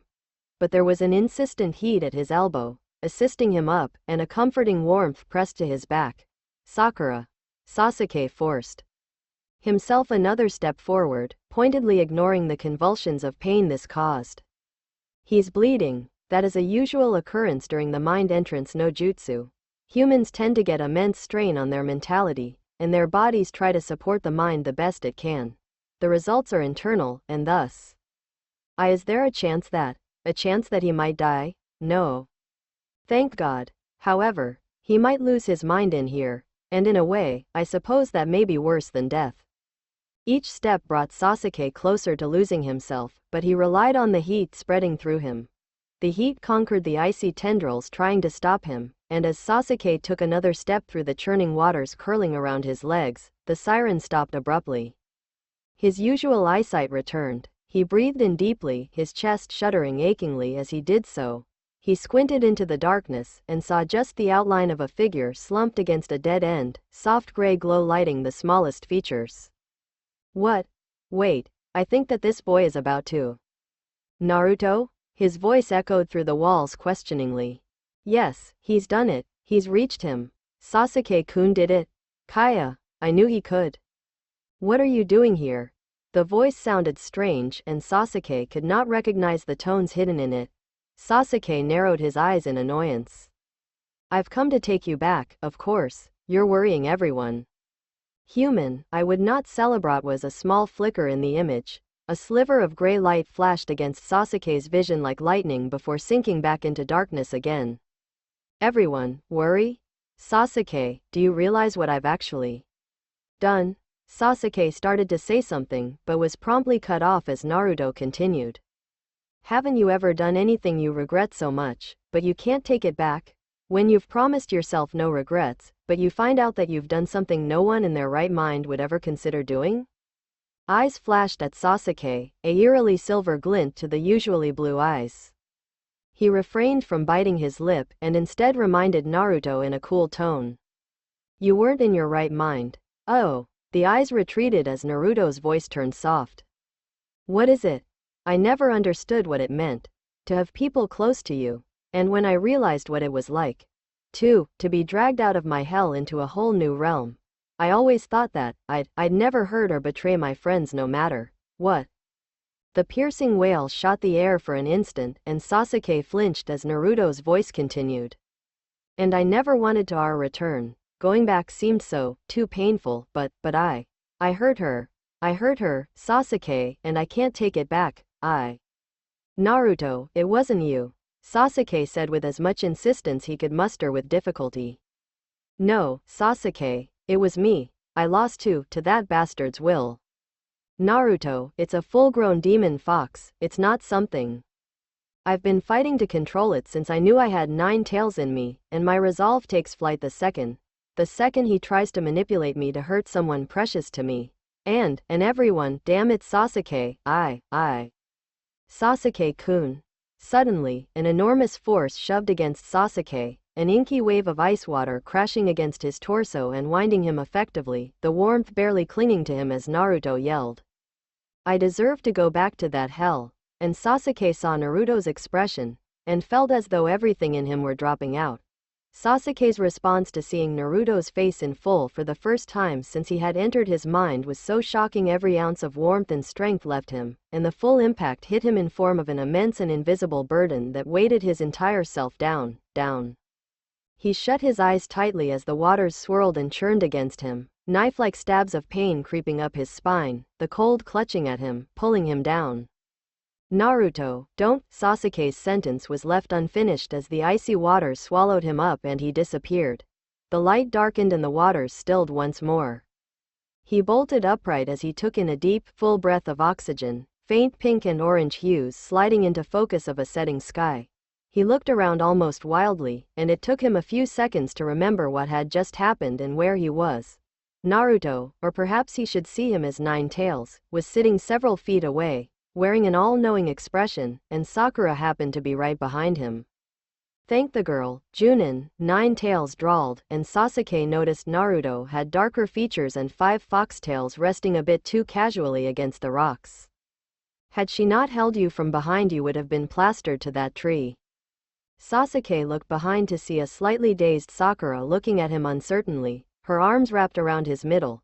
He shrugged her off, looking disturbed as he glared at Nine Tails. What did you do? Sasuke seethed through clenched teeth, and Sakura looked surprisedly at him. Sasuke-kun. He ignored her as he moved towards Nine Tails, but stopped as he felt something drip onto the dusty ground from himself. His fingers found their way to his ears. A thin stream of warm blood was trickling out and past his jaw to dot the ground in prominent, dark scarlet stains. As he checked his hands, he saw drying blood crusted around his wrists. He looked up, and Naruto held up his hands to reveal the center of his palms dribbling with blood. I didn't do anything. You backed out, Nine Tails said coldly. Perhaps in your full presence of mind you might have been able to wake him up properly, but apparently this puts a lot of mental strain on you. Common for humans to get internally hurt. But I am guessing that you have a lot of emotional burdens already. Perhaps it was your mentality that automatically brought you back out. Sasuke shook his head. What I meant to say was, what did you do to him? He's shut himself in, and just now. He stopped glaring at Nine Tails to study his wrists and rub off the drying bits of rusty color off them, but it was obvious he was hiding something as he went on. Just now, I wasn't the one who moved away. Naruto ejected me. Sakura heard the hurt in Sasuke's voice, and hesitated whether she should move to him or not. His left hand had dropped to his side, looking lost and empty, so she moved forward and slipped her hand into his, loosely clasping his hand. He did not move away, but he did not look at her either. Recognizing the warmth, Sasuke held her hand a little tighter, feeling a need to bask in familiarity for a moment. Sasuke knew why Naruto had pushed him out of his subconsciousness the moment he had seen Naruto's expression. It was not something he was used to seeing on anyone's face, let alone Uzumaki Naruto. He had never seen Naruto ashamed to face him. The troubled look on his face attracted Sakura's concern, and as Nine Tails watched Sasuke and Sakura curiously, a diversion in the form of Hinata's return appeared. The leaves rustled as she entered the clearing once more. She was carrying something in her hands as she walked over to the others with a resolved expression on her face. Hinata, Sakura said in surprise, and Hinata gave a faint nod in her direction before kneeling down next to her and Sasuke. She was carrying a small sprig of leaves in her hand. She shred a few leaves and Sakura could see amongst the green and purple leaves a shiny, clear sap dribbling out.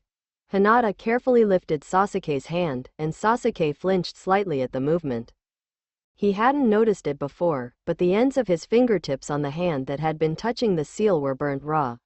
Sakura's hand flew to her mouth in effort to muffle her surprise. Hinata gently dabbed the torn edges of the purple and green leaves she held in her hands. Sasuke blinked, his shoulders visibly relaxing as the cool sap revived the deadened feeling in the nerves of his fingers. Then Hinata passed the leaves to Sakura before heading over to Naruto. Nine Tails gave a haunted look to the dark-haired girl approaching him, and seemed keen to back away. However, Hinata's eyes were resolute, and she knelt down and grasped his hands firmly. Nine Tails made no effort to mask his pain as he let out a sharp yowl, but Hinata ignored him as she examined his palms. She could see that several opening points of chakra had been torn wider than its usual pinpoints, and were now visible to the naked eye and bleeding from torn muscles. The muscles that weren't torn were obviously overpulled and strained to a point the skin looked purple. Hinata's eyes darkened in unmistakable anger, but her touch was gentle as she applied the soothing sap onto the bleeding areas. Nine Tails clenched his teeth as he let out a menacing growl to Hinata. He did not appreciate this suspiciously nice gesture. Hinata shot back a very angered look, startling him, and inner Sakura snorted in laughter while she rubbed leaf sap onto Sasuke's fingertips. Do you not loathe the boy, human? Hinata raised her milk-white eyes to meet the suspecting eyes of Naruto now reflecting the dying amber rays of the sunset. Her eyes narrowed. You had no right to hurt his body like this, she said, and there was a sting to her usually soft voice. Nine Tails uttered a threatening growl as his tail swished about when Hinata pushed her fingertips into the torn tissue. His hypersensitized skin quadrupled the pain. Hinata looked stressed as she bit onto the cuff of her left sleeve and pulled, tearing out a strip of cloth, and gently wraps hand. Sap and blood almost immediately soaked through, and Hinata murmured. The chakra opening points are being overused, of course.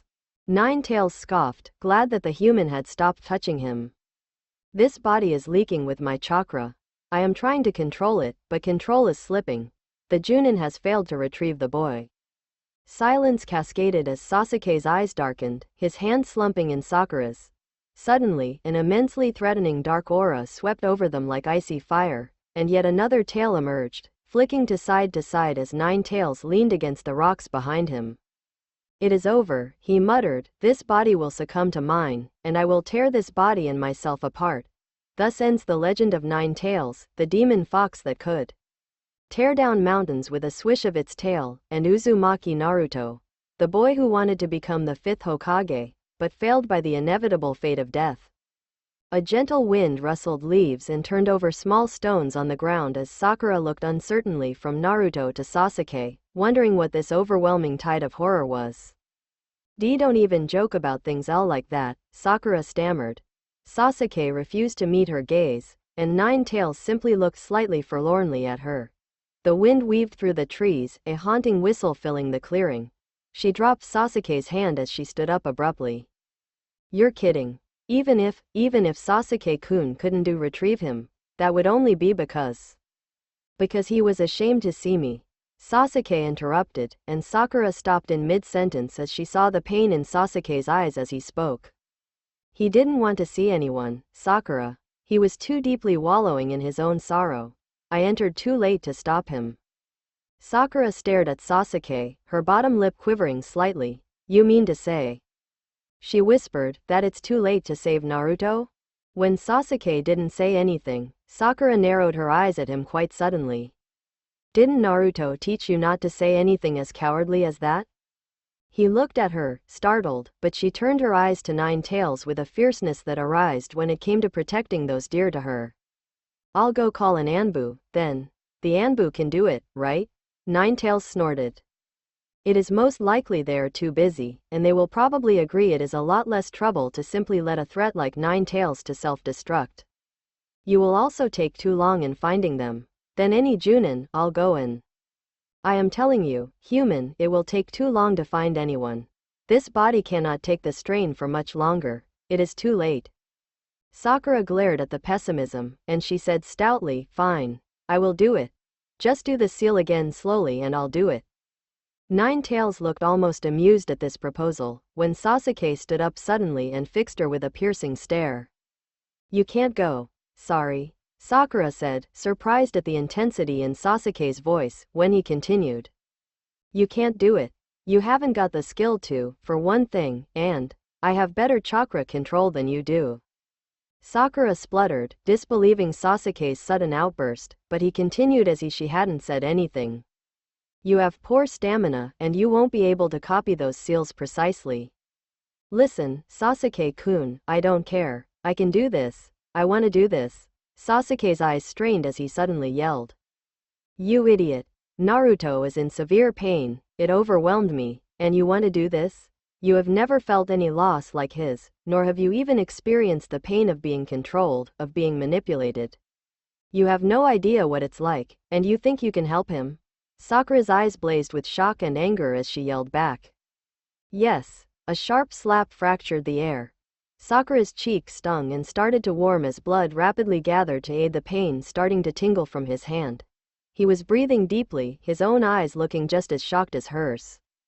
Without warning, another slap cracked the air, and Sasuke staggered slightly from the sheer strength Sakura's hand had just held. Her green eyes were bright with unshed tears as she said in a low voice.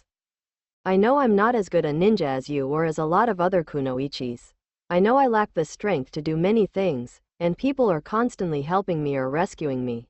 I know that I haven't the experience or great pain or loss, but Sasuke-kun." A tear trickled down a cheek as she went on. "Even so, I feel a great pain in me right now.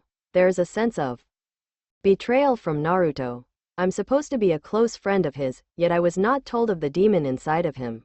Yet I am angered at myself because I didn't realize he had a demon to bear with, and I am disappointed at myself for not understanding what pain and loneliness that must have caused him." She looked directly into Sasuke's eyes and her voice broke slightly as she continued. "A great fear fills me because I might lose one of my most idiotic but closest friends, and I am very, very despaired right now, especially because of you, Sasuke-kun. You're ordering me to not even try to save my best friend. You have no belief that I might just be able to revive Naruto, not even a chance. Because you have no idea," Sasuke interrupted in a quiet voice, "of how badly hurt he is." She glared at Sasuke before turning to face Nine-Tails once more, wiping her eyes briefly with the back of her arm. Then she began to approach Nine-Tails, saying, "I'll do it. Just repeat the seal slowly and I'll do it. I memorized most of the seal the first time, anyways." She stopped speaking from shock as she felt Sasuke's hands grasp her arms from behind. His forehead protector pressed against the back of her neck as he murmured, "Sakura, Don't, and she could feel it. He was scared. He was very, very scared she might return scarred and different.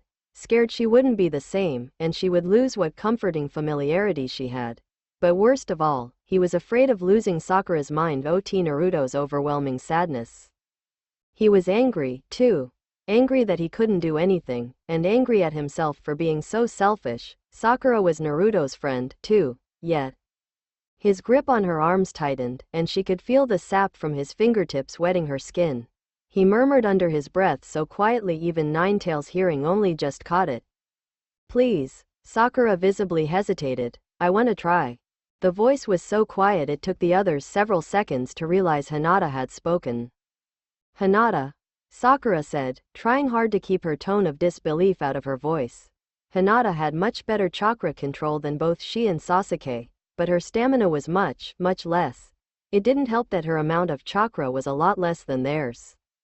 I want to help Naruto-kun, Hinata said a little more loudly, fixing her eyes on Ninetales as she spoke. Sakura tried to shrug Sasuke's hands off, but they refused to move. She twisted slightly awkwardly to cast a nervous glance at him. Sasuke had just the lightest look of worry on his face. Hinata, Sakura said, hoping her voice was more consoling than chiding. You really ought to think about, well, the jutsu requires, okay. Ninetales cut Sakura off as he agreed, fangs flashing from his grin. Sakura's jaw dropped open. Oh okay, she echoed in disbelief, and Ninetales gave a dark laugh as he growled.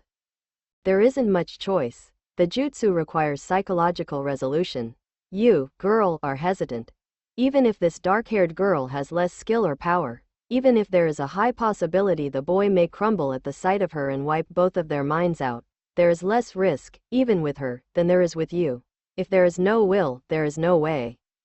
Sakura's eyes rounded in shock and sadness, and Sasuke's grasp on her arms relaxed and pulled away. Hinata looked at her sympathetically. Yet again, Sakura felt she could do nothing to help those nearest to her. Sasuke lifted his head from her neck, moving his lips to her ear. You helped me, Sasuke muttered quietly, that's enough. Sakura turned to look at him in surprise as Hinata knelt before Naruto upwards. The seal appeared to be glowing blood red as the spirals spun in crooked animation, obviously starting to unravel, but improperly. Another strong wave of terrifying aura pulsed through them, and Sakura gave a small shudder. Hinata looked resolutely at Ninetales as she imitated Sasuke and pressed her left palm against the seal. The sheer heat scalded her, and she winced as she felt her skin burn, but she pressed her index finger to the elephant seal and held up her other hand. Ninetales gave her a strange smile. This is your last hope in saving the boy, he said quietly, and Hinata nodded, but he continued. He is in a very fragile state now. I advise you to be careful. Hinata nodded again, her surprise at his unexpected concern evident on her features. Ninetales raised a hand and started to perform the mind entrance jutsu. The seals ran a bit more slowly, but this seemed to cause more pain for Ninetales. Not wanting his effort to go to waste, Hinata followed with her right hand as precisely as she could. Her eyes couldn't help flickering to Naruto's palms, however. She could see blood seeping through the cloth and running past his arm to drip onto the ground. Hinata almost stopped out of shock when another tail burst out, but eyeing it nervously for a second or so, she went back on track and continued the seal. Ninetales shut his eyes, and Hinata, realizing this signified the completion of the jutsu, followed suit, her hand forming the tiger seal with 9 tails. Mind entrance no jutsu. Ninetales muttered, and Hinata too felt the huge and icy hand thrusting deep into her mind and wrenching it out of her. Letting out an exclamation of shock and pain before her eyes slid out of focus, Hinata fell forwards to slump against Naruto's shoulder, her hand still fixed on his seal. Naruto held onto her wrist to ensure her staying there. Another tide of darkness overcame Sakura and Sasuke, and chilly and frightening prickles up their spines. They did not show any reaction to this, however, surprising Ninetales. The two quietly walked over to her and sat down at either side of Hinata, casting her looks Ninetales failed to decipher, and then settled down to wait. There it is again, he said suddenly, his brows furrowing in concern. Something's wrong with this chakra. This isn't a controlled feeling at all. His companion agreed. Is something wrong with Naruto? Do you think he lost control? I didn't think that was possible. Neither did I. This is dangerous, we should get. There's no time, it feels as though he's on the verge of release, so we should go ourselves? Better than leaving it as it is, he replied, and the two Junins dashed towards the origin of the pulsating dark aura of Nine Tails. What's going on here? Dark, dank, silent. Her immediate thoughts echoed back to her in her own nervous and inquisitive voice, and it took her a long time to realize that the piercing pain in her head had finally subsided, and that she appeared to be in a grayish chamber of some sort. She gave a sharp intake of breath as a small movement from her caused the icy water to slosh noisily around her, echoing off the damp walls. Kakashi-sensei. Iruka-sensei. A sharp, stinging wind blasted past her, and she let out a small scream as the ice water soaked through her clothes, the temperature dropping lower. It grew so cold she could barely manage to shiver. How on earth did Sasuke manage to go through this? Sakura, Sasuke, Hinata and Naruto. No sign of any vigorous activity. Then she heard him. Go away. His voice was bruised, insistent, cold. She closed her eyes, fighting back the shivers, breaking through the icy layers in his frosty tone. He's hurt. Iruka-sensei, you have no idea, Naruto. Nine Tails, the demon fox in him, it's... Straining every frozen and aching muscle in her body, Hinata lifted a numb leg out of the water and took a single step. A horrible chill ran through her spine. Why are you coming closer? Uncertainty, worry, confusion. She took another shuddering, painful step forward. Oh, God, those aren't tails, are they? Because you are hurt, I'm going to remedy you. The water swirled and crashed against her body, soaking her with a fierce cold, but as she shook the icy droplets out of her hair and her lashes, she saw a more worrying concern. Cracks were starting to splinter the walls, spreading spider web lines across the grayness and crumbling pieces into the water. Well, if it isn't a bunch of Junins just a tad bit late. These are my tails, obviously. 7 of them, at the very least. He's breaking apart, and Hinata ran. She ignored the icy stabs of knife-like pain in her legs, the prickle of pain creeping up her thighs, but she couldn't ignore his voice. Saint, stop. Don't come near me. Urgency overflowed the befuddled anger. Her eyes skipped over a vast prison, a small paper seal flapping in the rippling wind from pulsating energy. Then she turned around and saw him. Shrouded in shadow with only gray light illuminating cold eyes, he sat against a wall, frozen and almost statue-like. But he was staring at her in shock, his eyes widening. Then she saw something else entirely. Fear. What happened? Naruto. He lost control. We're performing the mind entrance jutsu, trying to help him out. What? Kakashi, did you hear that? They've performed a forbidden. I heard. This is bad. He's going out of control, Naruto-kun. She called softly, her voice miraculously calm despite the throbbing in her legs and the indescribable cold clutching at her arms. A piercing siren nearly split her skull open as it screamed into her ears, and it was all she could do to not double over in pain, to lose control. A roaring wind ripped past her, water droplets stinging pinpricks on her skin. Kakashi, what do we do? Stop the process, of course. Look at the girl, she's bleeding. Hinata. Step out of the way, Sasuke, Sakura. We're going to have to extract Hinata. This is much too dangerous. I expected better judgment from you, Sasuke. She never lost eye contact with him, however, and she walked towards his direction, into his dark corridor, a determined look settling on her face. The siren grew higher in pitch as she watched his pupils contract. Go away. He backed against the wall like a scared animal, his eyes furtively searching for an exit around her. Hinata winced as a sharp pain shot up her left foot, but continued to resist the pain, go against the wind gradient. No, she said through gritted teeth. No, what? I said, no, we're not moving out of the way. Sakura, you tell them, Sasuke-kun. This is no time for joking around. This jutsu is forbidden for a reason. The fox took part, I presume? His eyes widened as her foot touched a space 3 feet before him. His feet skid against the water, his eyes darting to her side as he pressed himself tightly into the shadows. I don't want to, just go, I'll chase you out, go. Naruto-kun, listen to yourself. Hinata burst out, her eyes welling with tears of anger. Why are you denying help? We're not moving. You're going to have to trust us on this one. Sasuke, we don't care if you've been commemorated as one of the best ninjas in the world, just get the hell away. I said no. The siren shuddered to a halt, the howling wind silencing as the waters stilled.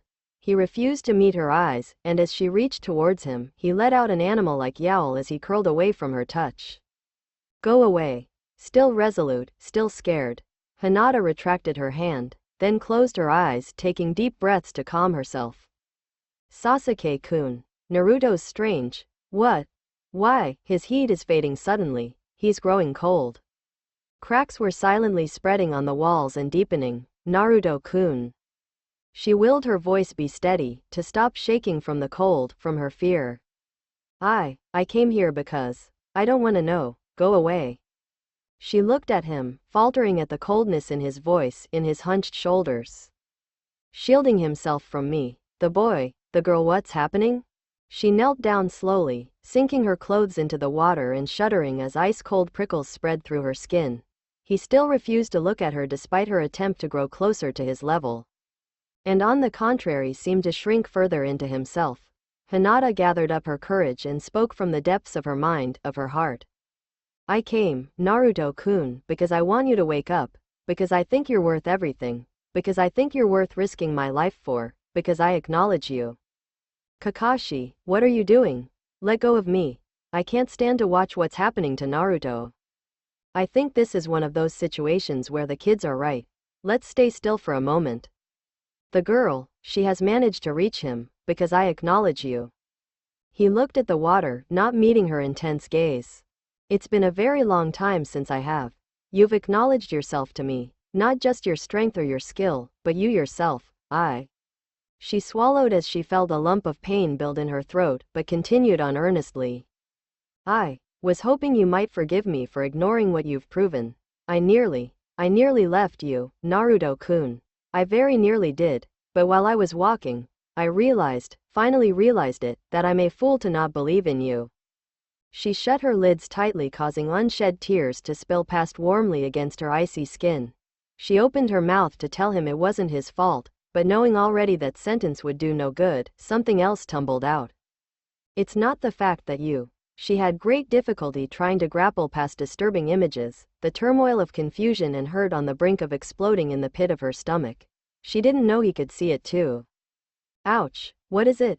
Is Hinata hurt? No, it's nothing. It's not the fact that you tried to rape me that matters. Opening her eyes, she looked at him as she said. It's the fact that you didn't. Please, forgive me, Naruto, for not believing you. He didn't meet her gaze, his eyes rigidly fixated on his knee, but something seemed different in the atmosphere. Less pressure, but as she opened her mouth to speak, his voice rebounded against the wall, sounding stiff and cool. There is nothing to forgive, Naruto-kun, Hinata blurted out, her voice taking just the edge of frustration. Please try to understand. I acknowledge you because you have so much of what I don't have. You have confidence, belief, so much belief in yourself, and I know how it is to do that, but look at yourself now. She felt hot tears gather again, blurring her vision of the boy cowering away from her, obscuring the icy droplets dripping off straggly, pale yellow strands of hair, skin drained and gray and warm blue eyes now frosty and hard. You have never hated yourself before. Why? Then he looked at her for just a split second before looking away. It was only a small moment, but Hinata realized what it was immediately. Because the moment his eyes had met hers, he projected an image to her. The turmoil of hurt and confusion plunged back into her and nearly made her lurch. The bruises on her arms burned quite suddenly, and Hinata let out a cry of pain that was both physical and mental. Is that it? She asked shakily. He did not respond, and she noticed the cracks on the wall had reached the ceiling. Small bits of wall fell with tiny splashes into the water. Hinata felt fear claw at her heart as she felt urgency rise in her. He's losing his mind. Sakura, what's wrong? Another tale. And his ears. Kakashi, let go of me. Try to understand, Iruka, that grown-ups do tend to make things worse. Damn it, Hinata. Hurry, Naruto-kun, you're not hiding because you were ashamed of not being able to control yourself. You're hiding because of Because you hurt me? The air grew colder, and Hinata had to blink suddenly because the walls seemed to distort out of her vision. She brought her eyes to Naruto, desperacy in her reaching her voice. She's bleeding again. I'm not worth that. Naruto didn't reply. Listen to me, Naruto-kun. I'm not worth your life. No one is. But, you're someone precious to me. Hinata flushed quite suddenly, heat rushing to her hands and her face at the words. Someone precious to him. Her hands clamped together tightly, almost as if in prayer, and Hinata looked at him as she whispered. Precious people to protect are there to protect you, too. They don't become your downfall. Cracks were spreading on the ceiling as easily as ink on paper, and Hinata found herself pleading, yearning. You are someone I admire greatly because you have such inner strength, because you can stand up once more, even if you have tripped, and still progress. Naruto-kun. Bits of ceilings fell onto the two and splashed into the water loudly. A droning hum seemed to vibrate beneath the water, rippling the once still surface into current. Look at yourself. Your inner strength is failing you. Yes, perhaps you have failed to keep in control, but I know that even though if you fell into Ninetales' trap, even though you nearly hurt someone precious to you, I know you will learn from it and pick yourself up again, because I believe in you, Naruto-kun. She took a deep breath and looked squarely at Naruto's eyes, even though he didn't look back at her. You didn't hurt me, and I think that may be what matters most. She's shaking so badly. What should we do? Nervously trying her best to ignore the groans of the shuddering walls, the increasing ramrodding of icy current against her back and the strange dips of distortion the wall kept taking, Hinata said resolutely. I am waiting for you. And he lifted his eyes to meet hers. She saw it again, just like she had when he tore out of his home after Sasuke and Sakura had entered. Raw pain. A pain accumulated after years and years of confusion and misunderstood hatred directed to himself. A pain that fed on his darkest fear of loneliness and betrayal. He took a deep, shuddering breath and did not project his thoughts to her but spoke out in a distinctly wavery voice. I don't deserve to be forgiven. I don't care. Hinata said gently, and held a hand out, a small smile curving her lips. Let's go back. He looked at her, scared, confusion glinting at her from the shadows. Then his face crumpled as he let out a howl of angered questioning, and facing away from her sweet smile he gripped himself tightly. She's grown colder. Let's share our chakra with her, Sakura. What? Uruka, shut up. The hell? You do know how to, right? Oh, of course, Sasuke-kun. I'm sorry, Hinata. He said, his voice on the verge of breaking. I'm sorry for everything. I'm sorry, I'm so sorry. It's too late. Don't bother, humans. It's far too late. As Naruto would say, it's never too late. Our hands on hers? The walls were crumbling, the ceiling dangerously looming back and forth in twisted perspective as the water swirled and crashed into the other in aimless tides. The air grew freezing, dropping lower. Darkness was starting to impend upon the scene, and Hinata's eyes rounded in fear and panic as the cold and darkness started to envelope her mind, her senses. That should do it. Now, concentrate. Then she felt it. A warmth was starting to spread from her hands to the rest of her body, lukewarm at first but slowly increasing to an intense heat and strength. Hinata blinked, the water no longer capturing her muscles. She returned to herself fully, wondering what was going on, and cast her eyes to Naruto. She let out a gasp of shock as she saw Naruto suddenly flicker out of sight and back again, his breathing highly irregular as he seemed to be gasping for air. It's over. Strengthened by the unexplained heat, Hinata grabbed Naruto's crouched form with her hands, not knowing what else to do as she found herself begging. Don't do this. Please, Naruto-kun. She could feel hot tears streaming past her cheek to Naruto's embracing his cold and huddled form with all the warmth she had. His skin was colder than marble. She held him tightly, crying harder as she felt his body grow slack in her grip. You can't do anything about it. The strength of this boy had disappeared because of her. Because his strength came from protecting others, and now he himself had hurt one he protected. She felt his pain, his hatred and his anger at himself. This was the boy who would brag about his existence, declaring himself to be the coolest and the strongest. Who would boast and rattle on about himself, his confidence in himself evident and strengthening. He's about to be swallowed by his own mind. This was someone who had cared about her and for her, who understood who she was and acknowledged her inner strength, who came to her house on weekends to joke around and take walks with her, argue with her plants when they looked wilted, and dragged her off to ramen stands. A boy who had an amazing grin and devotion to protecting others. Sakura, don't listen to him. No matter what, don't let go of Hinata's hand. Sasuke-kun, he was going to die because he had hurt her. The realization of this hit her as the floor began to rumble and break, water seeping out as the ceiling began to fall apart. She let out a cry of agony. You can't do this. I can't let you do this. You mean too much, Naruto-kun. I don't hate you, I don't. She felt a strong pulsation of heat resonate from Naruto himself. The stony gray of his skin faded back into healthiness for a moment, and his rigid form just the slightest of moves. You don't. Hinata felt his voice croak shakily against her ear, his breath cold. She hugged him tightly as she whispered. I really don't. I couldn't, because Naruto-kun, It's useless. The ceiling finally burst at its seams and the room began to collapse, the noise of crashing and breaking drowning out the rest of Hinata's words. But he had heard all he had needed to hear. As the place began to fall apart, he finally understood and accepted it. He reached out and grabbed onto Hinata tightly.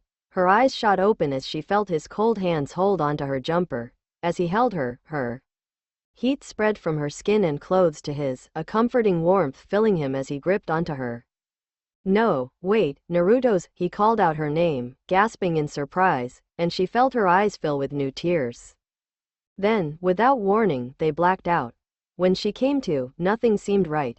For one thing, she couldn't see anything.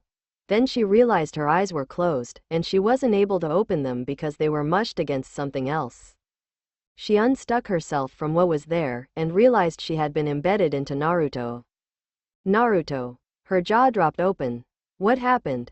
She looked around wildly, a thick screen of smoke and dust obscuring her vision, and Cowd'll just make out the fallen forms of Sasuke and Sakura nearby, and two other adults somewhere farther.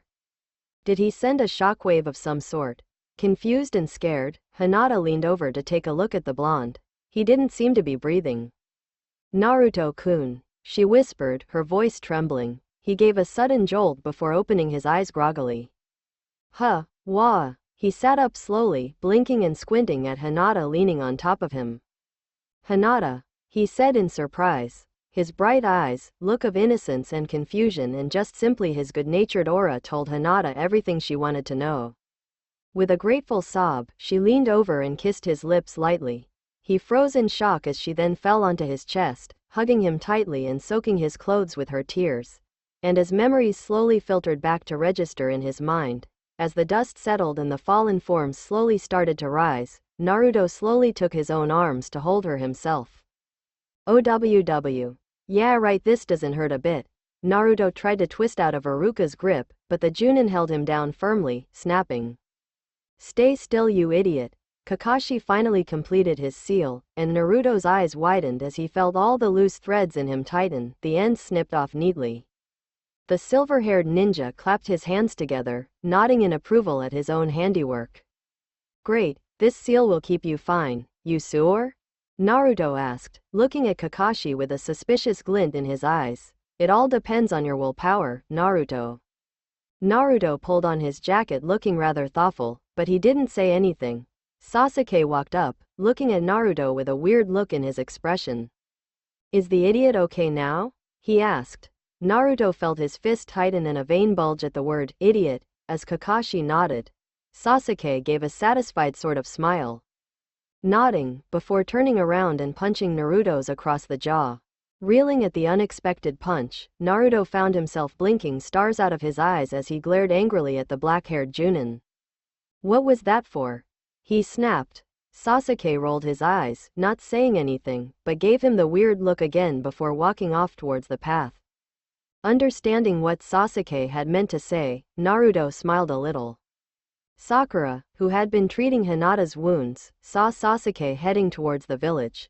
Hastily tying the ends of the bandage around Hinata's wrist, she quickly stood up.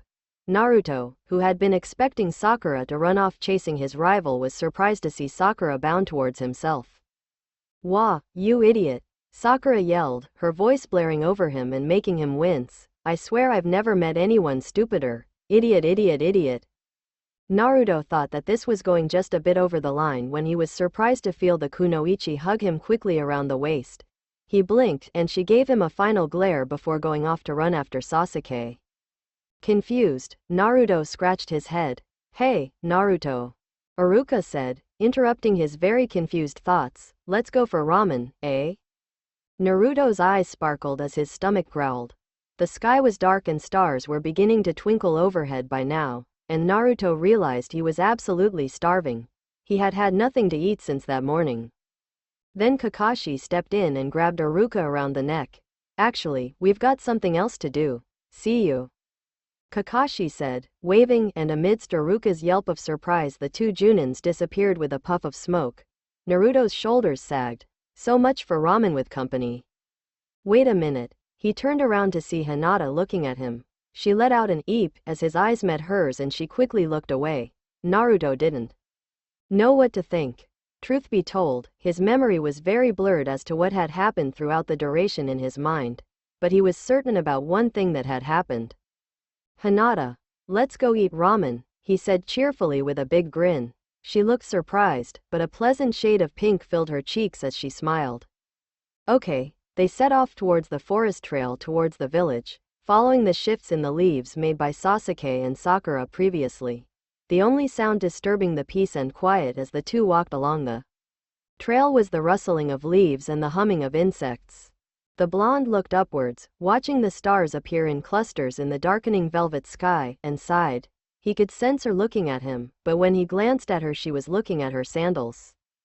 "Hey, Hinata." Yes. I mean, yeah. Why are you so nervous?" She blinked, feeling herself grow pink. I'm really not." She started, then stopped herself before she could go blabbering on and embarrass herself. She was surprised out of her wits as Naruto laughed and admitted. "I am. Eh? Why? I don't know." He turned and smiled at her in a helpless sense. "Ever since I really got to know you, it's been this way, eep."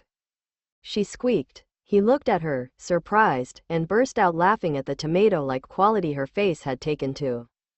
"What's wrong?" It's just, I guess I'm just really surprised," she said in a highly unnatural voice, cursing it as it came. She was grow very serious as he said. "I was really surprised, too. When you came into my head." He looked at the ground, sifting through and collecting his thoughts as he spoke. "I was really surprised. But, like before, you pulled me out of an uncharacteristically depressed mood, so I feel great." He stretched out his arms as they walked, and Hinata gave a shy smile. "You're welcome," she said quietly. Naruto smiled happily in return. It was as he started to chatter about the next Chunin exams and what he was planning when he let his arms down and his wrist brushed lightly against Hinata's. He stopped talking as they blinked, both turning to look at their skin contact in surprise. Their eyes met, and both found themselves suddenly feeling shy. Naruto resumed talk once more, the two continuing to walk. Naruto felt an entirely new and different sort of heat creep up his neck to flush his face as the skin where the Hinata's hand had touched his own tingled. Their hands touched again. Without looking at one another, they let their fingers entwine with the others to lock in a warm hold and gently swing back and forth as they continued down the trail. Thanks for watching.